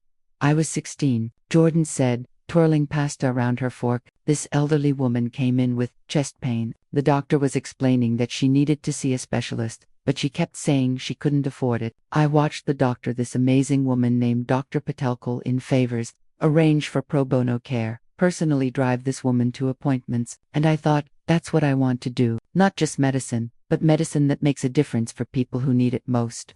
Is that why you do the Doctors Without Borders work? Partly, also because it reminds me why I got into this field in the first place. When you're working in a hospital, especially at a big research institution, it's easy to get caught up in the prestige and the politics. But when you're in a village in Thailand or Guatemala or wherever, doing surgery with limited resources, saving a life becomes very simple and very clear. It's just you and your skills and a person who needs help.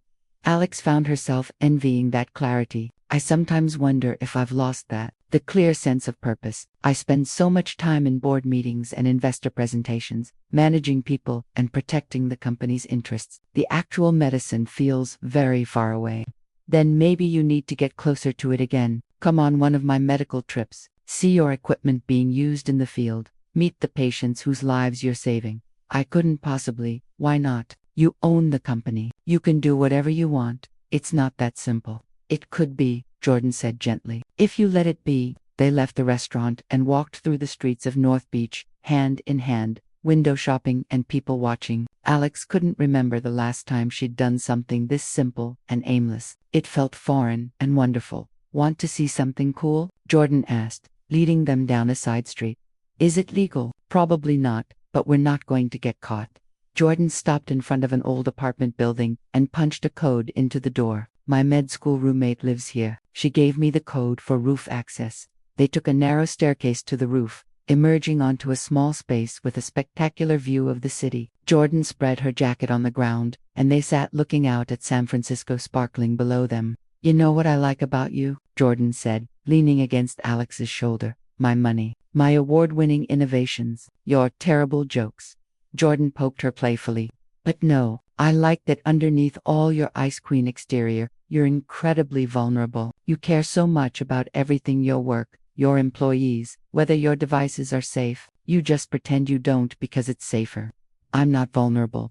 You're terrified right now. I can feel it. You're sitting here with me on a roof in San Francisco, and part of you is screaming to run away before you get hurt. But you're staying. That takes courage, Alex. That takes being vulnerable. Alex was quiet for a long moment. I don't know how to do this. I've spent so long being alone, being untouchable. What if I'm broken somehow? What if I'm not capable of being what you need? Jordan shifted to look at her directly. What if you're not broken? What if you're just someone who's never had the right person see you for who you really are? Alex, I'm not asking you to be perfect. I'm asking you to try, to let me in, to see where this goes. What if it doesn't work out? What if we try and it falls apart and I've disrupted my entire life for nothing? Then it falls apart and we deal with it. But what if it does work? What if this is the beginning of something real and lasting and wonderful? Are you really going to walk away from that possibility because you're afraid? Alex looked out at the city, thinking about risk and reward, about the careful way she'd constructed her life to avoid exactly this kind of chaos. And then she looked at Jordan, beautiful, passionate, challenging Jordan, realized that maybe chaos wasn't the worst thing that could happen. No, she said quietly, I'm not going to walk away. Jordan's smile was radiant. Good, because I'm pretty invested in this working out. They stayed on the roof until nearly midnight, talking and kissing and planning nothing. When Jordan finally said she should get back to the hotel, she had her presentation early tomorrow. Alex walked her to the Uber, reluctant to let her go. Tomorrow night, Jordan said, kissing her softly, after your awards ceremony, we'll celebrate properly. I have to give a speech, and you'll be brilliant. I have complete faith in you. As the Uber drove away, Alex stood on the sidewalk feeling lighter than she had in years. For once in her carefully controlled life, she wasn't thinking about the next quarter's projections, or the next board meeting, or the next crisis to manage. She was thinking about Jordan's smile, and the way it felt to be seen by someone who genuinely understood her. Part 6. The turning point the next day was a blur of conference activities. Alex attended several sessions in the morning, presentations on innovative surgical techniques, debates about the future of cardiac care, networking with colleagues she normally avoided. She was hyper-aware of Jordan's presence in the same building, occasionally catching glimpses of her in hallways or across crowded conference rooms. They texted throughout the day. Jordan, that presentation on robotic surgery just name-dropped your company 3 times. You're basically famous. Alex, I'm not famous. My work is recognized in a very specific field. Jordan, same thing. Also, you're trending on medical Twitter. #ChunMedTech is apparently a thing. Alex, there's a medical Twitter. Jordan, there's a Twitter for everything. Don't worry. Most of it is just doctors arguing about the best surgical approach to various conditions. Very nerdy. You'd love it. Alex's presentation was at 2 p.m. in the main ballroom. She'd given hundreds of presentations before, but this felt different somehow. Jordan would be in the audience, and the thought made Alex both nervous and strangely excited. She took the stage precisely at 2, her slides queued up, her notes memorized even though she'd brought them for backup. The room was packed, easily 300 people, all watching her expectantly. Good afternoon, Alex began, her voice steady despite her nerves. 10 years ago, I left surgical practice to pursue a question. What if we could make cardiac surgery not just safer, but fundamentally different? What if the tools we used could anticipate problems before they became crises? She clicked to her first slide, a diagram of the human heart with overlay graphics showing potential failure points. This presentation will cover the evolution of predictive cardiac technology, from our first-generation monitoring systems to the AI-assisted surgical platforms we're currently testing. For the next 45 minutes, Alex walked the audience through a decade of innovation. She showed clinical data, survival statistics, surgeon feedback. She talked about failures, including the Portland incident, which she addressed head-on, explaining how a single device failure had led to comprehensive systems improvements. Medicine is not about perfection, Alex said, approaching her conclusion. It's about continuous improvement. It's about learning from every mistake, every near miss, every unexpected outcome. The cardiac pump that failed in Portland, it led to changes that have made every device we manufacture safer. That's the real innovation, not the breakthrough moments, but the daily work of getting better. She paused, looking out at the audience. Her eyes found Jordan, sitting in the third row, watching her with an expression of pride and something deeper that made Alex's breath catch.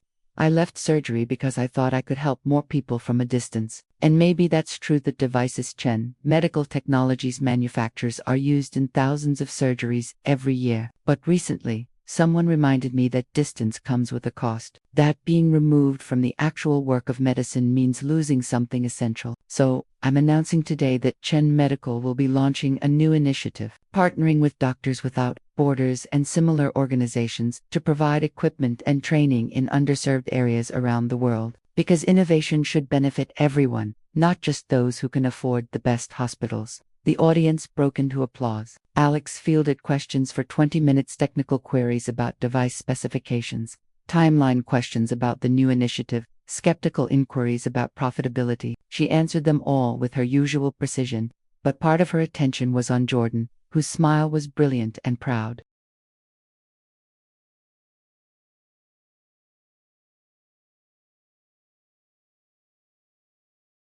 When the session finally ended, Alex was immediately surrounded by people wanting to talk, potential partners, admiring colleagues, journalists looking for quotes. She answered questions patiently, but her eyes kept searching for Jordan in the crowd. Finally, after nearly an hour of networking, Alex felt a gentle hand on her lower back. Jordan leaned in close, her voice low. "That was incredible. The Doctors Without Borders announcement. You didn't tell me you were planning that." "I wasn't. It just came out, but it felt right." "It was right." "Alex, do you know how many lives that initiative could save? How much difference it could make?" "It's going to be complicated, expensive. The board might fight me on it." "Then you'll convince them." "You're brilliant at that." Jordan squeezed her hand quickly, an abbreviated touch, appropriate for Publicond, stepped back. "I have to go prepare for the gala, but I'll see you there." "Unfortunately, I'm accepting an award, which means a speech. Which means I get to watch you be brilliant in formal wear. I call that a win." Jordan's eyes sparkled. "Wear the navy suit? Trust me." After Jordan left, Alex made her way back to her hotel room to prepare for the evening. She did wear the navy suit, a perfectly tailored three-piece that she'd had custom made in Milan last year and never worn because it felt too formal for her usual events. But something about Jordan's suggestion made her want to dress up, to look her best. The gala was in the hotel's grand ballroom, transformed for the evening with dramatic lighting and elegant table settings. Alex arrived exactly on time, located her assigned seat at the head table, and immediately felt out of place. She hated these events, the forced small talk, the self-congratulatory atmosphere, the way everyone seemed to be performing rather than connecting. But then Jordan arrived, wearing a floor-length emerald gown that made Alex's mouth go dry. Their eyes met across the ballroom, and Jordan smiled before being swept into conversation with a group of surgeons Alex vaguely recognized. Dinner was endless, multiple courses, speeches from various cardiac surgery luminaries, video presentations about the state of the field. Alex picked at her food, hyper-aware of Jordan's presence somewhere in the crowd, wishing she could skip to the part where they left and actually spent time together. Finally, after what felt like hours, the MC approached the podium. "And now, the moment we've all been waiting for. The Cardiac Surgery Association's Innovator of the Year Award recognizes individuals whose contributions have fundamentally transformed our field. This year's recipient has revolutionized surgical technology, saved countless lives, and continued to push the boundaries of what's possible in cardiac care. Please join me in welcoming Dr. Alexandria Chen." The applause was thunderous. Alex stood, smoothing her suit jacket, and made her way to the stage. She accepted the heavy crystal award from the association president, a distinguished older surgeon she'd met a few times at various conferences. "Dr. Chen," the MC said, stepping aside. A few words. Alex approached the microphone, looking out at the sea of faces. She hated this part, hated being the center of attention, hated the expectation that she'd say something profound and inspiring. Her prepared remarks felt hollow than the generic platitudes about innovation and dedication. Her eyes found Jordan in the crowd, and something shifted. "Thank you for this honor," Alex began. "When I started Chen Medical Technologies 10 years ago, I had a very clear vision: create better tools for cardiac surgery, make them more reliable, more precise, more intuitive. In many ways, I've succeeded at that vision. Our devices are used in leading hospitals around the world. The survival rates for certain procedures have improved significantly because of innovations my team developed." She paused, gathering her thoughts.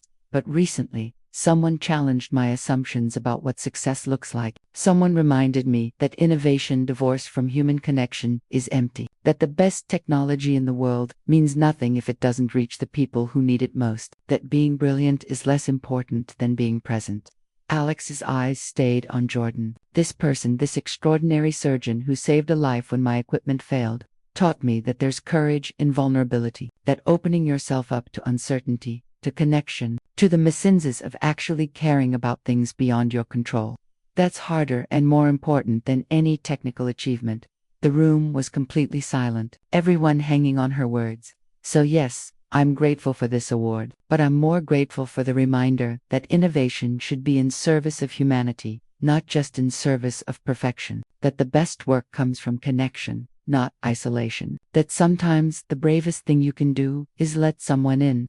She raised the award slightly. Thank you. And to the surgeon from Portland who saved my patient and changed my perspective, thank you most of all. The applause was deafening. Alex left the stage quickly, her heart pounding, acutely aware that she'd just made a very public declaration about Jordan without naming her. Anyone paying attention would figure it out. The whole room probably knew she'd been in Portland, investigating a device failure. She just publicly outed her feelings for Jordan to 300 of their colleagues. Alex was halfway to the exit when Jordan intercepted her, grabbing her hand and pulling her into a side corridor. What was that? Jordan demanded, her eyes wide.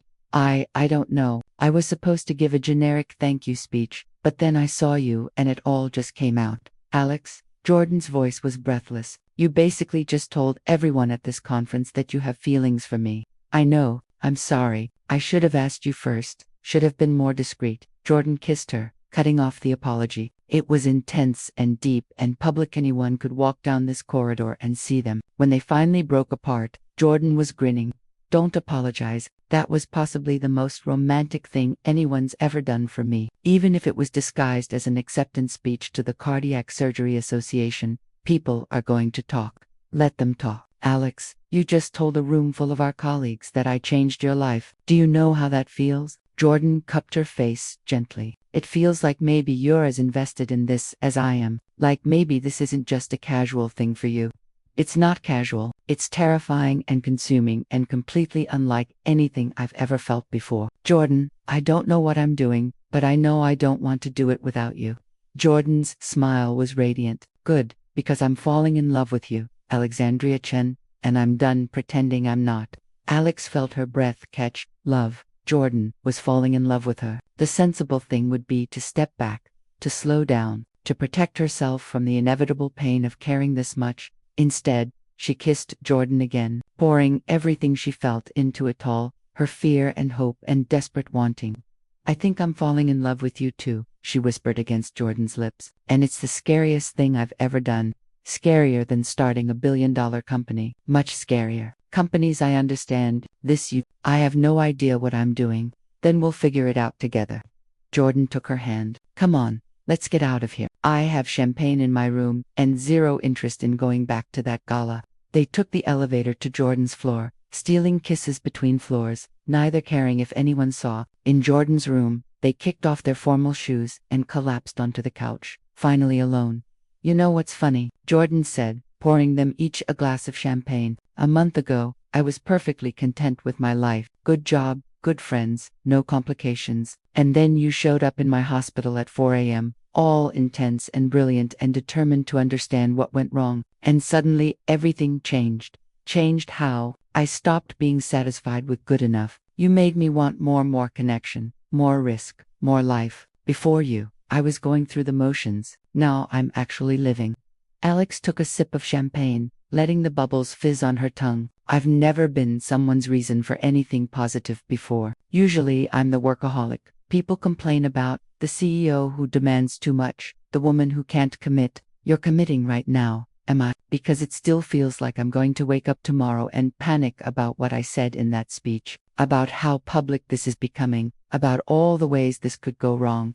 Jordan set down her glass and moved closer, taking both of Alex's hands in hers. Then panic. I'm not asking you to be perfect or fearless. I'm asking you to try, to be honest with me about your fears instead of running from them, to let us figure this out together, instead of deciding alone that it won't work. What if I disappoint you? Then you disappoint me, and we deal with it. Alex, I'm not some fragile thing that will shatter if you're not perfect. I'm a cardiac surgeon. I deal with life and death every day. I can handle you being human. Alex laughed, despite herself. You make it sound so simple.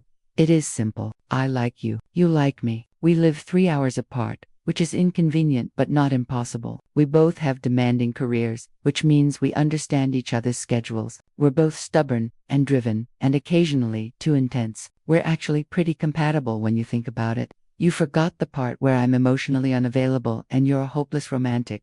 That just means we balance each other out. I'll teach you to be more open. You'll teach me to be more practical. It's perfect.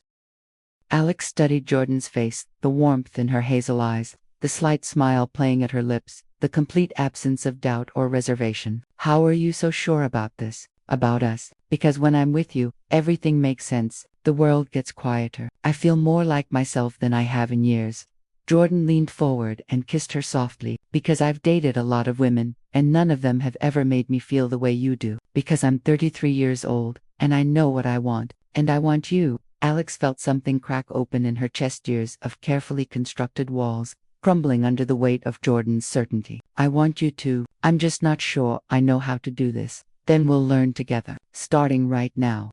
Jordan stood and pulled Alex up with her. Dance with me. There's no music. Jordan pulled out her phone and started a playlist, slow romantic jazz that filled the hotel room. There is now. Come here. Alex let herself be pulled into Jordan's arms, swaying slowly to the music. It felt absurdly domestic and romantic, like something from one of those movies Jordan probably loved. But it also felt perfect. Jordan's arms around her waist, her own hands resting on Jordan's shoulders, the two of them moving together in the dim light of the hotel room. See, Jordan murmured, you're doing it. You're having a relationship moment. I'm dancing. That's not the same as having a relationship. It's close enough for now.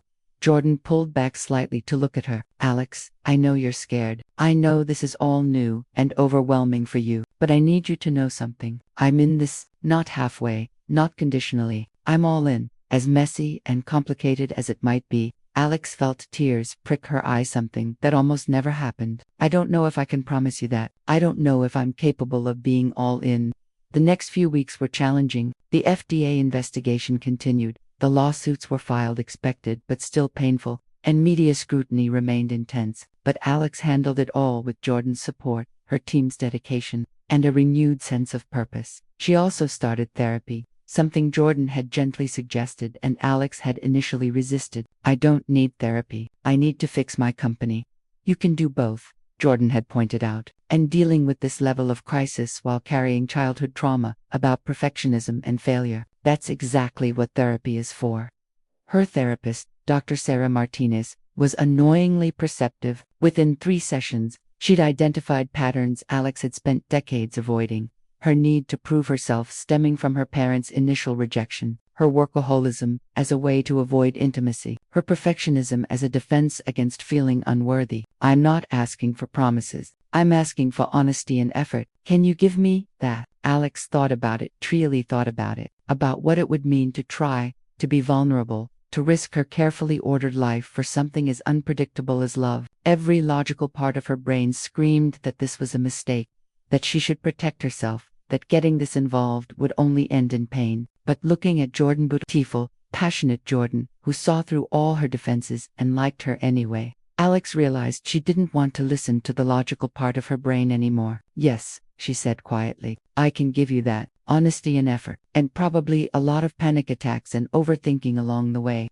Jordan's laugh was warm and bright. I can work with that. They stayed up late into the night, talking about logistics and practicalities. Jordan suggested Alex could fly to Portland every other weekend, or Jordan could come to Seattle. They could take turns, make it work around their schedules. It wouldn't be easy, but it would be possible. What about when it gets hard? Alex asked around 3 a.m., both of them lying on Jordan's bed, fully clothed, too engrossed in conversation to bother changing. When I miss important things because of work, when we haven't seen each other in weeks, when the distance feels like too much, then we talk about it. We figure it out. We don't give up just because it's difficult. Jordan rolled onto her side, propping herself up on one elbow. Alex, I'm not saying this will be easy. Long distance is hard. Balancing two demanding careers is hard. But you know what else is hard? Being alone, pretending you don't need anyone, building walls so high that no one can climb them. I'm good at being alone. You're good at surviving alone. That's not the same as being good at it. Jordan reached out and traced a finger along Alex's jaw. I think you're lonely, even if you won't admit it. I think you've been lonely for a long time, and I think you're tired of it, even though that terrifies you. Alex felt exposed in a way that should make her want to run, but instead, she leaned into Jordan's touch. You're right, I am lonely. I have been for years. I just didn't realize it until I met you. Then let me in. For real, not just physically here in San Francisco, but into your actual life. Meet my friends, let me meet yours. Introduce me to your family. Let people know we're together. People already know. After that speech tonight, everyone knows. Jordan smiled. Then we're officially out to the cardiac surgery community. That's a start. They finally fell asleep around 4 a.m., wrapped around each other fully clothed on top of Jordan's hotel bedspread. When Alex woke a few hours later, disoriented and wrinkled, Jordan was already awake, watching her with a soft expression. "Morning," Jordan said quietly. "We fell asleep." "We did. You snore a little, by the way." "It's adorable." Alex groaned and buried her face in Jordan's shoulder. "I do not snore." "You do." Very softly, like a kitten. "I'm leaving. This relationship is over." Jordan laughed and pulled her closer. "Too late. You already declared your love for me in front of 300 witnesses. You're stuck with me now." Alex lifted her head and looked at Jordan, hair mussed from sleep, makeup smudged, emerald dress wrinkled beyond recognition. She was the most beautiful thing Alex had ever seen. "I guess there are worse things to be stuck with," Alex admitted. "That's the most romantic thing you've ever said to me. Give me time. I'm new at this." They ordered room service breakfast and ate in Jordan's bed, both needing to catch flights back to their respective cities but reluctant to let the weekend end. The real world felt very far away, and Alex wanted to stay in this bubble where nothing existed except the two of them. But eventually, reality intruded. Jordan had surgery scheduled Monday morning. Alex had a board meeting. They both had responsibilities they couldn't ignore. "When will I see you again?" Alex asked as they stood at the door, both packed and ready to leave, but neither wanting to go. "Next weekend. I could fly to Seattle Friday night, spend the weekend." "I'd like that." Jordan kissed her, slow and sweet. "This is real, right? We're actually doing this." "We're doing this," Alex confirmed, surprised by how much she meant it. The first few weeks of their relationship were both easier and harder than Alex expected. The easy part was how much she enjoyed talking to Jordan every day, how their nightly phone calls became the highlight of her day, how she found herself smiling at random times, just thinking about something Jordan had said. The hard part was everything else. Marcus noticed immediately that something had changed. "You're distracted," he said after Alex had to ask him to repeat something for the third time during a meeting. "What's going on?" "Nothing. I'm focused on work." "You just spaced out during a budget review." "You love budget reviews. They're your favorite thing." Alex sighed. "I'm seeing someone. It's new and complicated." Marcus's eyes widened. "You're dating the woman who once told me relationships were an inefficient use of resources. I was wrong about that, clearly." "Is it serious?" Alex thought about Jordan, about the hours they spent talking, about how different her life felt now. "I think it might be, which is terrifying."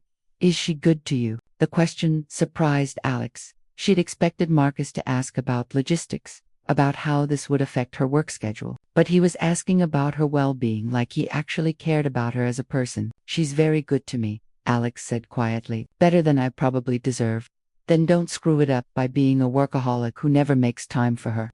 It was good advice, but implementing it proved challenging. That first week back from San Francisco, Alex had 3 emergency meetings, a product launch that went sideways, and a major investor threatening to pull funding over concerns about the new Doctors Without Borders initiative she'd announced. "It's not financially sound," the investor, a severe man named Richard, said during a tense video conference. "You're talking about donating millions in equipment and training to areas that will never provide return on investment." "Not everything is about ROI," Alex countered. "This is about social responsibility, about using our success to help people who need it most." "That's a lovely sentiment, but I'm not running a charity. If Chen Medical wants to maintain investor confidence, you need to focus on profitability, not philanthropy." The call ended badly, with Richard essentially giving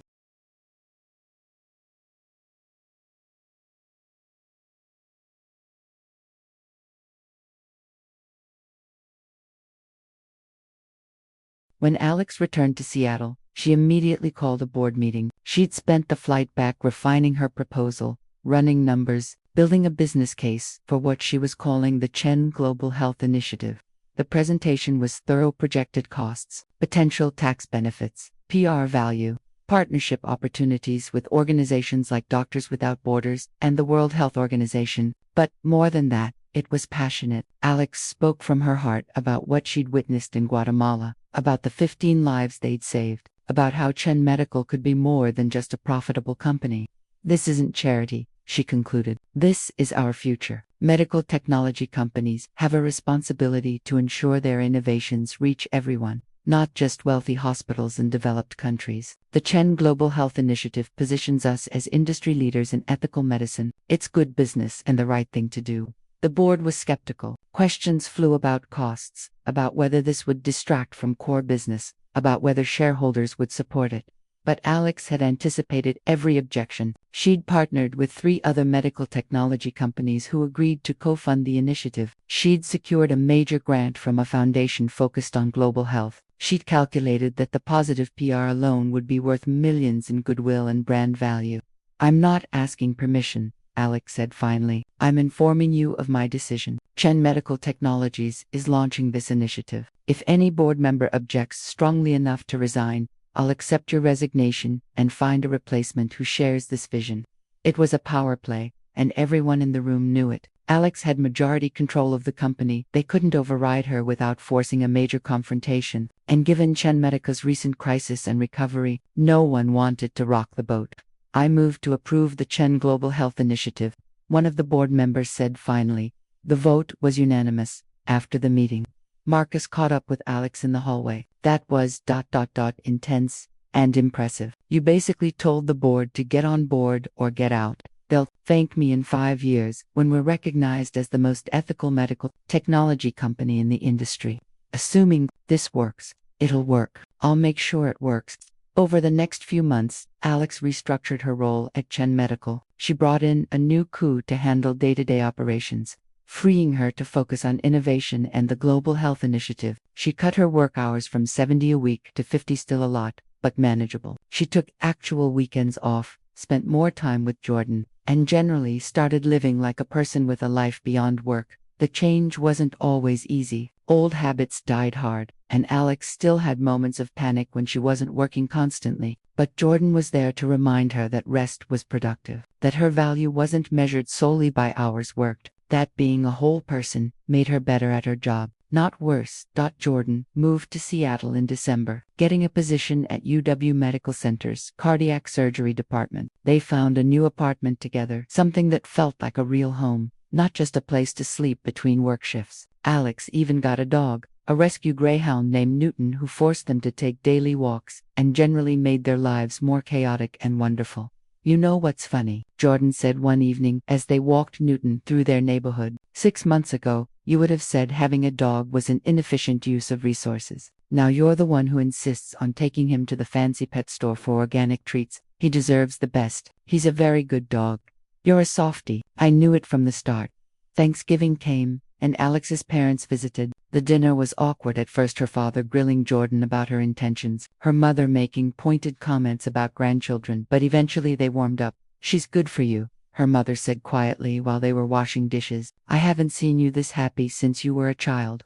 She is good for me. She makes me want to be better." "Then keep her. Don't let your work sabotage this." "I won't, Mom, I promise." Christmas was spent in Wisconsin with Jordan's family, a chaotic celebration with siblings and nieces and nephews, and enough noise to make Alex's head spin. But it was also warm and loving, and Jordan's family welcomed her without reservation. "Your family is exhausting," Alex said on the drive back to the airport. "But you love them."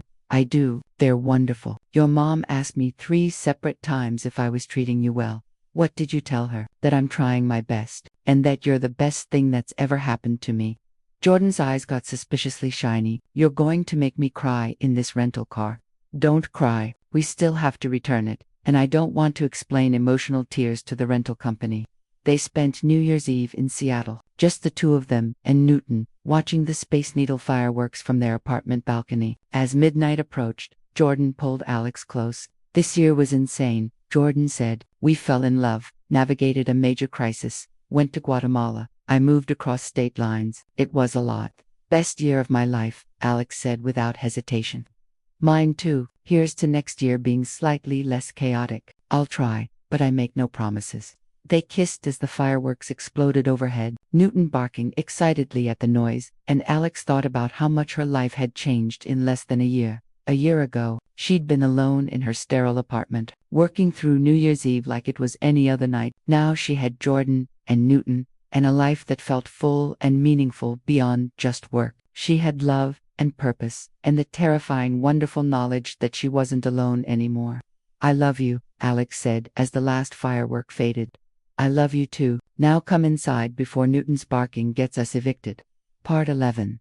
The Future. The Chen Global Health Initiative launched officially in February, with a major press event and partnerships with hospitals around the world. Alex and Jordan led the first major mission to Kenya in March, a month-long deployment that provided surgical care to over 100 patients and trained local doctors on advanced cardiac techniques. The work was exhausting but fulfilling. They returned to Seattle tired but energized, already planning the next mission. Chen Medical's stock price actually increased after the initiative launched, proving Alex's theory that ethical business was good business. By summer, the initiative was operating in 12 countries. Jordan split her time between UW Medical Center and the international missions, becoming the public face of the program, while Alex handled logistics and funding. They made a good team. Jordan's warmth and passion balanced Alex's strategic thinking and problem solving. "We should write a book about this," Jordan suggested one evening as they reviewed reports from their latest mission, about how companies can do well by doing good, about the business case for ethical medicine. "I hate writing. I'll do the writing, you just have to give me stories and data that I can do." The book became a side project they worked on together. Late nights spent writing and editing, arguments about tone and structure, but ultimately a shared creative endeavor that brought them even closer. It was published the following spring to positive reviews and decent sales, establishing Alex and Jordan as thought leaders in ethical medical technology. Alex continued therapy, slowly unpacking decades of perfectionism and workaholism. She learned to be kinder to herself, to accept that she was flawed and human, and worthy of love regardless of her achievements. It was hard work, but Jordan supported her through every breakthrough and setback. "You know what's changed the most about you?" Jordan asked one evening after Alex had come home from a particularly emotional therapy session. "What?" "You smile now. Like, genuinely smile. When I first met you, you were all Ice Queen professionalism. Now you laugh at stupid jokes and play with Newton, and generally seem happy to be alive." "That's because I am happy. For the first time in my adult life, I'm actually happy." "Good. You deserve to be happy." They got engaged on the anniversary of the day they met. Alex showing up at St. Mary's Hospital with a velvet box and a nervous smile. Jordan crying happy tears in her office before saying yes. The ring was a simple platinum band with a small diamond. Nothing ostentatious, but Jordan loved it. "You know," Jordan said, admiring the ring on her finger, "a year ago, you were convinced you weren't capable of relationships. Now you're proposing marriage. That's quite a transformation. You changed me, made me brave enough to try. You changed yourself. I just gave you a reason to." The wedding was small family, close friends, key members of their respective teams. They got married in the spring, at a botanical garden in Seattle, surrounded by flowers and sunshine, and people they loved. Alex's mother cried through the entire ceremony. Jordan's father gave a toast about how Alex had made his daughter happier than he'd ever seen her. To Alex and Jordan, he concluded, raising his glass, "May your love continue to grow, may your work continue to change lives, and may you always remember to take time for what matters most, each other." The applause was thunderous. Alex looked at Jordan, her wife. She was going to have to get used to that and felt overwhelmed by how much her life had changed. 2 years ago, she'd been alone and convinced she preferred it that way. Now she was married to the most amazing woman she'd ever met, running a company that actually made a difference, and living a life that felt full and meaningful. "Happy?" Jordan asked, squeezing her hand under the table. "Terrified and overwhelmed and happier than I ever imagined possible." "Perfect. That's exactly how you should feel on your wedding day." They honeymooned in New Zealand, 2 weeks of hiking and wine, tasting, and absolutely no talk of work or medicine or anything stressful. Alex learned that she could actually relax when she tried, that not every moment had to be productive, that sometimes the best thing to do was simply exist in a beautiful place with the person you loved. "We should do this more often," Alex said, as they watched the sunset over Queenstown. "Honeymoons, vacations, actual time off where we're not working or planning missions or thinking about the company. Just us, being together. I'm in favor of that. How about twice a year? Real vacations where we completely disconnect." "Deal." They returned to Seattle, refreshed and ready to take on new challenges. Chen Medical continued to grow. The Global Health Initiative expanded to 20 countries, and Jordan was promoted to Chief of Cardiac Surgery at UW Medical Center, the youngest person ever to hold the position. Life was busy but balanced. They worked hard but made time for each other. They pursued their careers but never let them consume their entire lives. They fought occasionally about whose turn it was to walk Newton, about whether to attend yet another medical conference, about work-life balance and communication, but they always worked through it. "You know what I love most about us?" Alex asked one quiet evening as they sat on their balcony, Newton asleep at their feet. "What?" "We make each other better. You made me braver, more open, more willing to live life instead of just working through it. And I hope I've made you better too." Jordan smiled. "You have. You taught me that it's okay to be strategic and thoughtful, instead of just following my heart, that planning and logic have their place alongside passion and intuition. We balance each other." "That's very sappy." "You love it when I'm sappy." "I really do." They sat in comfortable silence, watching the Seattle skyline as the lights began to twinkle on. Alex thought about the journey that had brought her here, from that first emergency call about a device failure, to meeting Jordan at 4 a.m., to falling in love despite all her fears, to building a life together that neither of them had planned but both of them cherished. "I'm glad your cardiac pump failed," Alex said suddenly. Jordan laughed. "That's a terrible thing to be glad about. Not because of what happened to the patient, obviously that was awful, but because it brought me to Portland. It brought me to you. If that device hadn't failed, I never would have met you. I'd still be alone in my sterile apartment, working 18, convinced I was happy. Fate works in mysterious ways. I don't believe in fate. You didn't believe in love either. And look how that worked out." Alex had to concede the point. "Fair enough. Maybe I'm wrong about fate too. Or maybe," Jordan said, leaning against Alex's shoulder, "we make our own fate. You made the choice to investigate personally, instead of sending your team. I made the choice to reach out to you, to push past your walls, to keep trying even when you were difficult. We chose each other, Alex. That's better than fate." "When did you become so philosophical?" "I've always been philosophical. You're just finally paying attention." They stayed on the balcony until late, talking about everything and nothing: future missions they wanted to lead, places they wanted to visit, the family they might build together someday. The future felt wide open and full of possibility, and for the first time in her life, Alex wasn't afraid of it. She had Jordan, she had meaningful work, she had a life that felt rich and full, and most importantly, she had learned that success wasn't measured in quarterly profits or professional achievements, but in the relationships she built, the lives she touched, and the love she allowed herself to give and receive. "Thank you," Alex said quietly as they finally headed inside. "For what?" "For not giving up on me, for seeing past the ice queen exterior to the person underneath, for teaching me how to live instead of just working, for loving me even when I was terrible at being loved."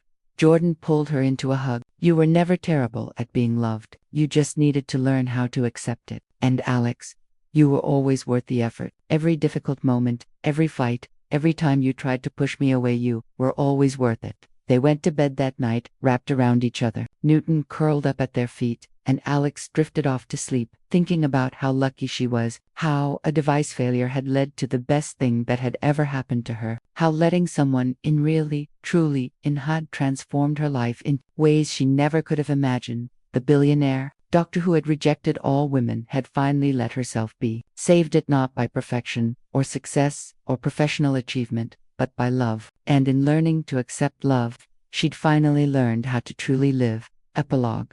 5 years later, Alex stood backstage at the medical technology conference, adjusting her lapel microphone and trying not to be nervous. After years of public speaking, she should be used to it. But this speech felt different, more personal. "You're going to be great," Jordan said, straightening Alex's tie. "Just speak from your heart." "My heart wants to run away and hide." "Your heart knows better than that." Jordan kissed her cheek. "I'll be in the front row, cheering you on. Just look at me if you get nervous." Alex walked onto the stage to thunderous applause. The ballroom was packed, easily 1,000 people, all here for the annual Global Health in Medical Technology Summit, a summit that Chen Medical Technologies now sponsored and hosted. "Good morning," Alex began, her voice steady. "5 years ago, I stood on a stage like this and accepted an award for innovation. I gave a speech that was supposed to be about technical achievements, but turned into something more personal. A confession, really, about how someone had changed my perspective on what success means." She found Jordan in the crowd, sitting in the front row with a proud smile. That someone is now my wife, and in the 5 years since that speech, she's continued to challenge me, to push me to be better, to remind me that innovation without humanity is empty. Together, we've built something I'm truly proud of, not just a successful company, but a force for positive change in the world.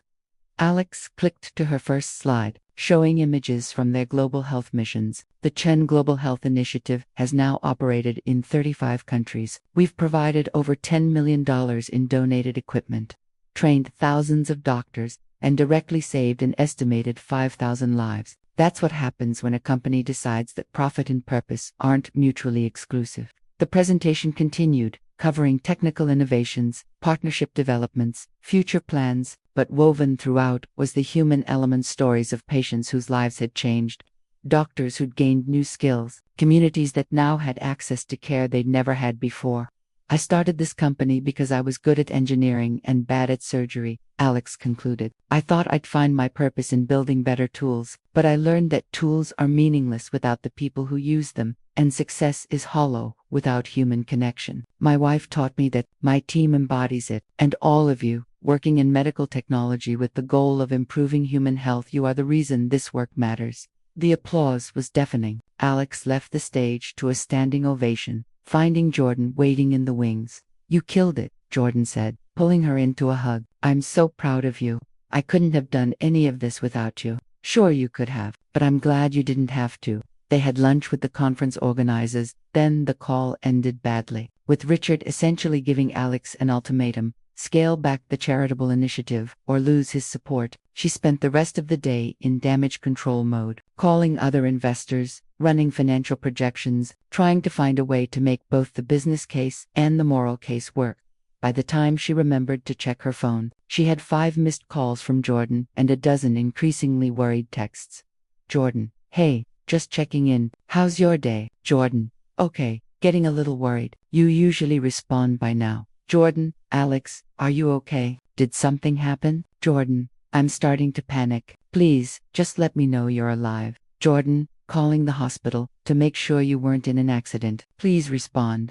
Alex immediately called back, guilt washing over her. Jordan answered on the first ring. Oh, thank God, Jordan said, her relief audible. Alex: I was terrified. You always respond to texts, and when you didn't for 6 hours, I thought something terrible had happened. I'm sorry. I got caught up in a work crisis. An investor is threatening to pull funding over the Doctors Without Borders initiative, and I've been dealing with the fallout all day. There was a pause. 6 hours. Alex, you didn't look at your phone for 6 hours. I was in back-to-back meetings. I don't care about your meetings. I care that I spent the last hour convinced you were dead in a ditch somewhere. Do you know how that feels? Alex felt defensive. I'm running a company. There are going to be days when I'm not immediately available. You know that.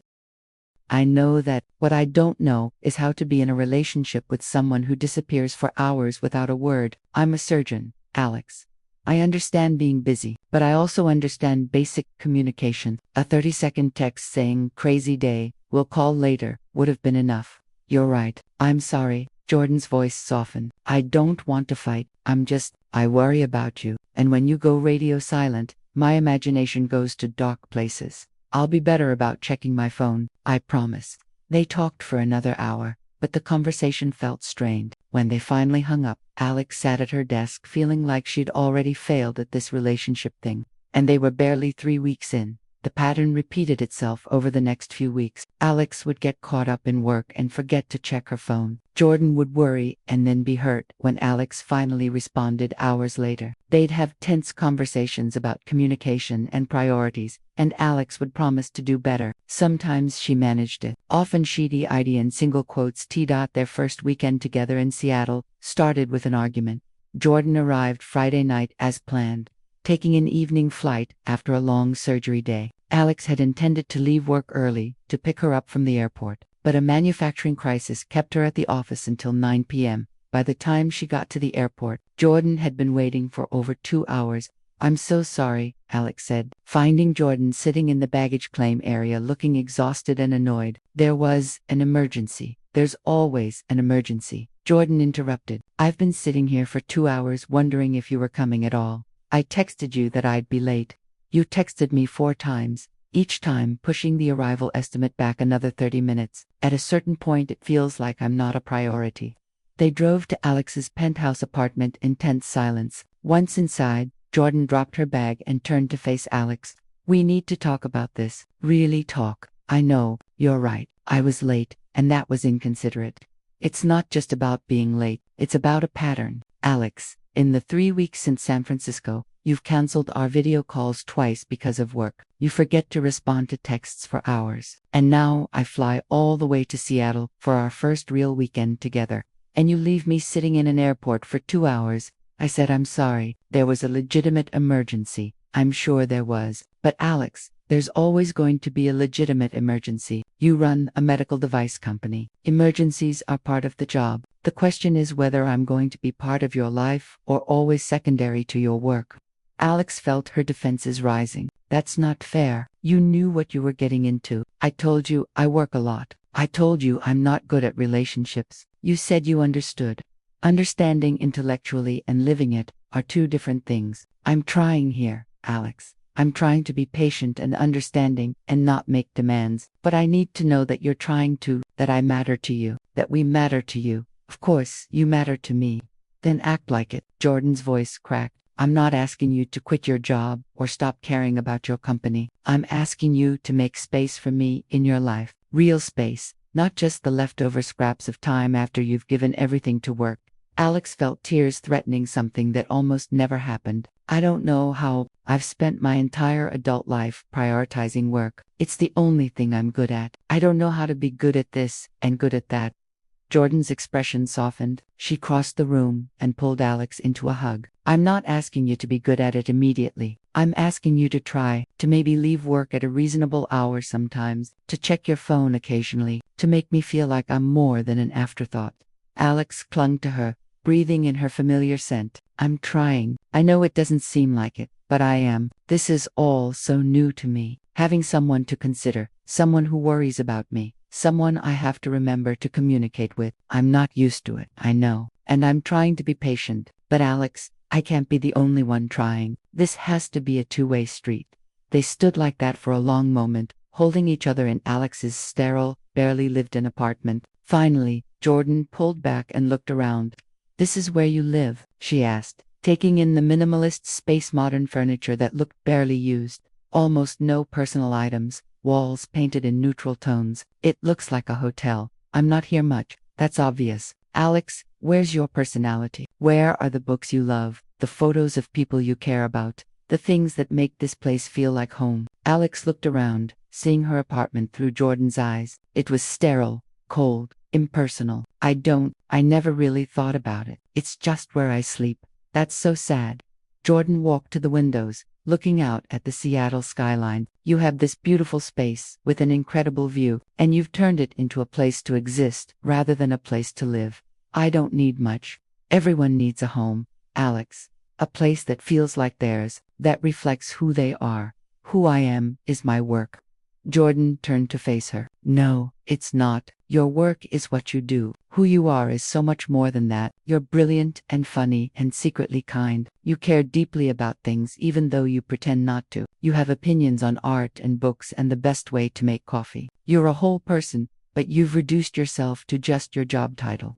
Alex felt exposed in a way that made her want to change the subject. Are we okay about tonight? We're okay. But Alex, we need to figure this out. The communication thing, the work-life balance thing, all of it. Because I really like you, but I can't be in a relationship where I'm always secondary. You're not secondary. Then prove it. Not with words, but with actions. Show me that I matter, that we matter. The rest of the weekend was better. Alex made a conscious effort to be present. She turned off her work phone, ignored her laptop, focused entirely on Jordan. They explored Seattle's Pike Place Market, had dinner at restaurants Alex had never been to despite living in the city for years, spent Sunday morning in bed talking and making love and simply being together. Jordan said Sunday afternoon as they cooked dinner together in Alex's barely used kitchen. This isn't so hard. Being present, being here, it feels foreign, like I'm playing hooky. You're not playing hooky. You're living your life. There's a difference. Jordan stirred the sauce she was making. What does a typical weekend look like for you? Before me, Alex had to think. I usually go into the office Saturday morning, review the week's data, plan for the next week, then maybe work from home the rest of the weekend. Catch up on emails, read research papers. That sounds incredibly depressing. It's productive. It's lonely. Alex, when was the last time you did something just for fun? Just because it brought you joy? Alex couldn't answer. She genuinely couldn't remember the last time she'd done something purely for enjoyment. That's what I thought, Jordan said gently. You've forgotten how to have fun, how to enjoy life. You've become a work machine, and you don't even realize it. My work is important. I'm not saying it's not, but you're important too. Your happiness, your well-being, your life outside of work, that all matters. You can't keep sacrificing everything for a company, no matter how successful it is. They ate dinner on Alex's balcony, watching the sun set over Puget Sound. It was peaceful, comfortable, and Alex found herself thinking that maybe Jordan was right. Maybe she had been living half a life, so focused on professional success that she'd forgotten what it felt like to simply be happy. I want to ask you something, Jordan said as they cleared the dishes, and I want you to really think about your answer, okay? Why did you leave surgery? The real reason, not the official story you tell at conferences. Alex tensed. This was the question she always deflected, the truth she'd never told anyone, but standing in her kitchen with Jordan, watching her with those understanding hazel eyes, she found she wanted to tell the truth. I had a patient die, Alex said quietly, during a routine bypass surgery. Everything was going perfectly, and then, suddenly, it wasn't. A complication I didn't anticipate, didn't prepare for. I froze. Just for a second, but that second mattered. By the time I recovered and made the decision, it was too late. Jordan didn't say anything, just listened. The review board cleared me, Alex continued, said I'd done everything by the book, that the complication was unforeseeable. But I knew the truth. I'd hesitated, and that hesitation cost someone their life. After that, I couldn't step into an operating room without second-guessing every decision, every cut, every stitch, every call I made. I questioned it all, and when you're hesitating in surgery, people die. So you left. So I left, started the company, threw myself into designing equipment instead of using it, convinced myself I was helping more people this way. But the truth is, I ran away. I was too afraid to face my own failure. So I found a different way to contribute that felt safer. Jordan moved closer, taking both of Alex's hands. Alex, you didn't run away. You found a different path. A path that uses your strengths instead of your weaknesses. There's no shame in that, isn't there? I quit. I gave up. You adapted. You found a way to still help people without putting yourself in a situation where your hesitation could hurt someone. That's not weakness, that's self-awareness. You're very generous in your interpretation.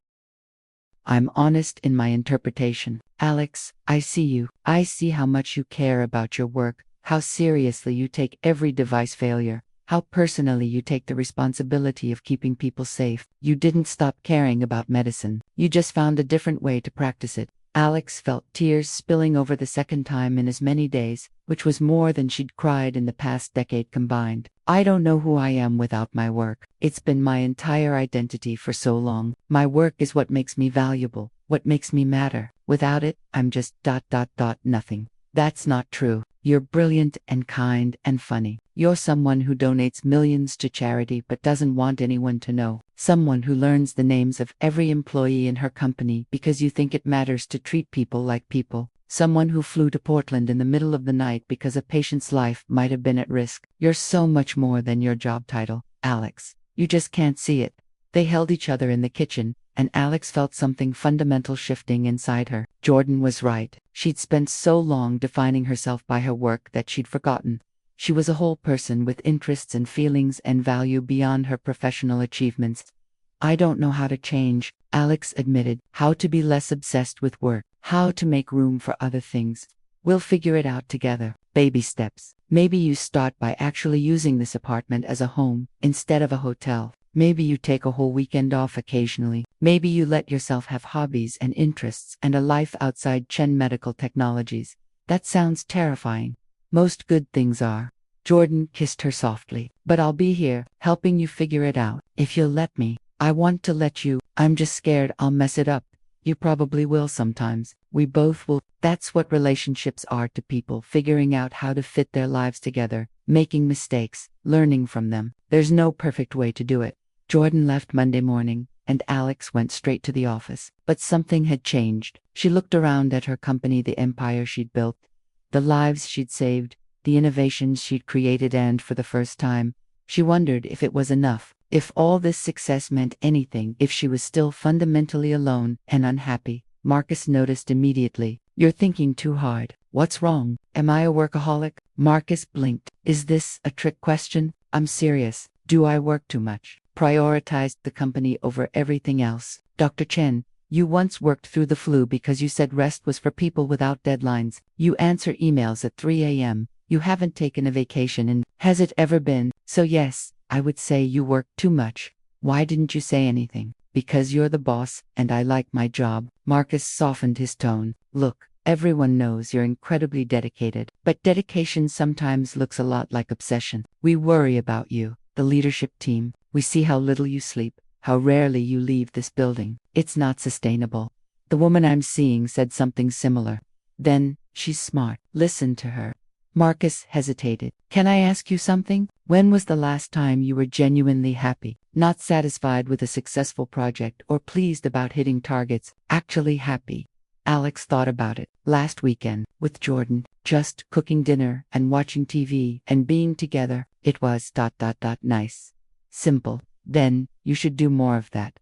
Dr. Chen, Alex, the company will survive if you work slightly fewer hours, but you might not survive if you keep going at this pace. And from what I can tell, this woman makes you happy. Don't sacrifice that for a few extra percentage points of productivity. The conversation haunted Alex for the rest of the week. She found herself leaving work at 7 p.m. instead of 11. She stopped checking emails obsessively on her phone. She even took a Saturday afternoon off to video chat with Jordan while they both cooked dinner together in their respective kitchens. This is nice, Jordan said, laughing as she burned garlic and had to start over. Even though I'm a terrible cook when distracted by your beautiful face, you're not a terrible cook. You're an enthusiastic cook who occasionally gets distracted. That's a much nicer way to put it. They talked while they cooked, about nothing important. Jordan told her about a pediatric patient who'd drawn her a picture. Alex shared a story about a meeting where two engineers had gotten into a heated debate about material specifications that had devolved into arguing about the best Star Trek captain, Kirk or Picard. Jordan asked. Picard, obviously. Kirk was too impulsive. I knew you'd say that. You're a Picard person through and through, all logic and duty and reluctant emotion. Is that a compliment? It's an observation. And yes, I like Picard people. They're predictable and reliable and secretly softies under all that logic. I'm not a softie. You donated $2 million to a children's hospital last year anonymously. Marcus told me. Marcus has a big mouth. Marcus cares about you. We all do. Jordan smiled through the screen. Eat your dinner. I want to see if you actually followed the recipe, or if you improvised. Alex took a bite of her chicken and grimaced. I may have added too much curry powder. How much is too much? I don't know. I stopped measuring after 3 tablespoons. Jordan laughed so hard she nearly dropped her phone. Alex, the recipe calls for 1 teaspoon. In my defense, the print was small. They ate their respective dinners and talked for another 2 hours, until Jordan was yawning and Alex's eyes were getting heavy. It was domestic and normal, and everything Alex had never thought she wanted, and she loved every minute of it. I miss you, Jordan said as they were saying goodnight. I miss you too. When can I see you again? I have a light week coming up. I could fly up Thursday night, leave Sunday morning. That's 4 days. Is that too much? I don't want to intrude on your work. It's perfect. 4 days is perfect.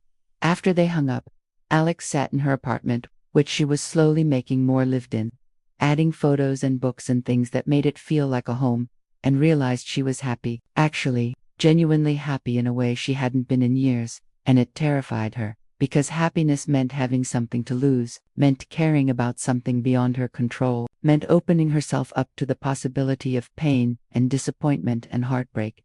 But as she got ready for bed, thinking about Jordan's laugh and the way she made even cooking dinner feel like an adventure, Alex decided the risk was worth it.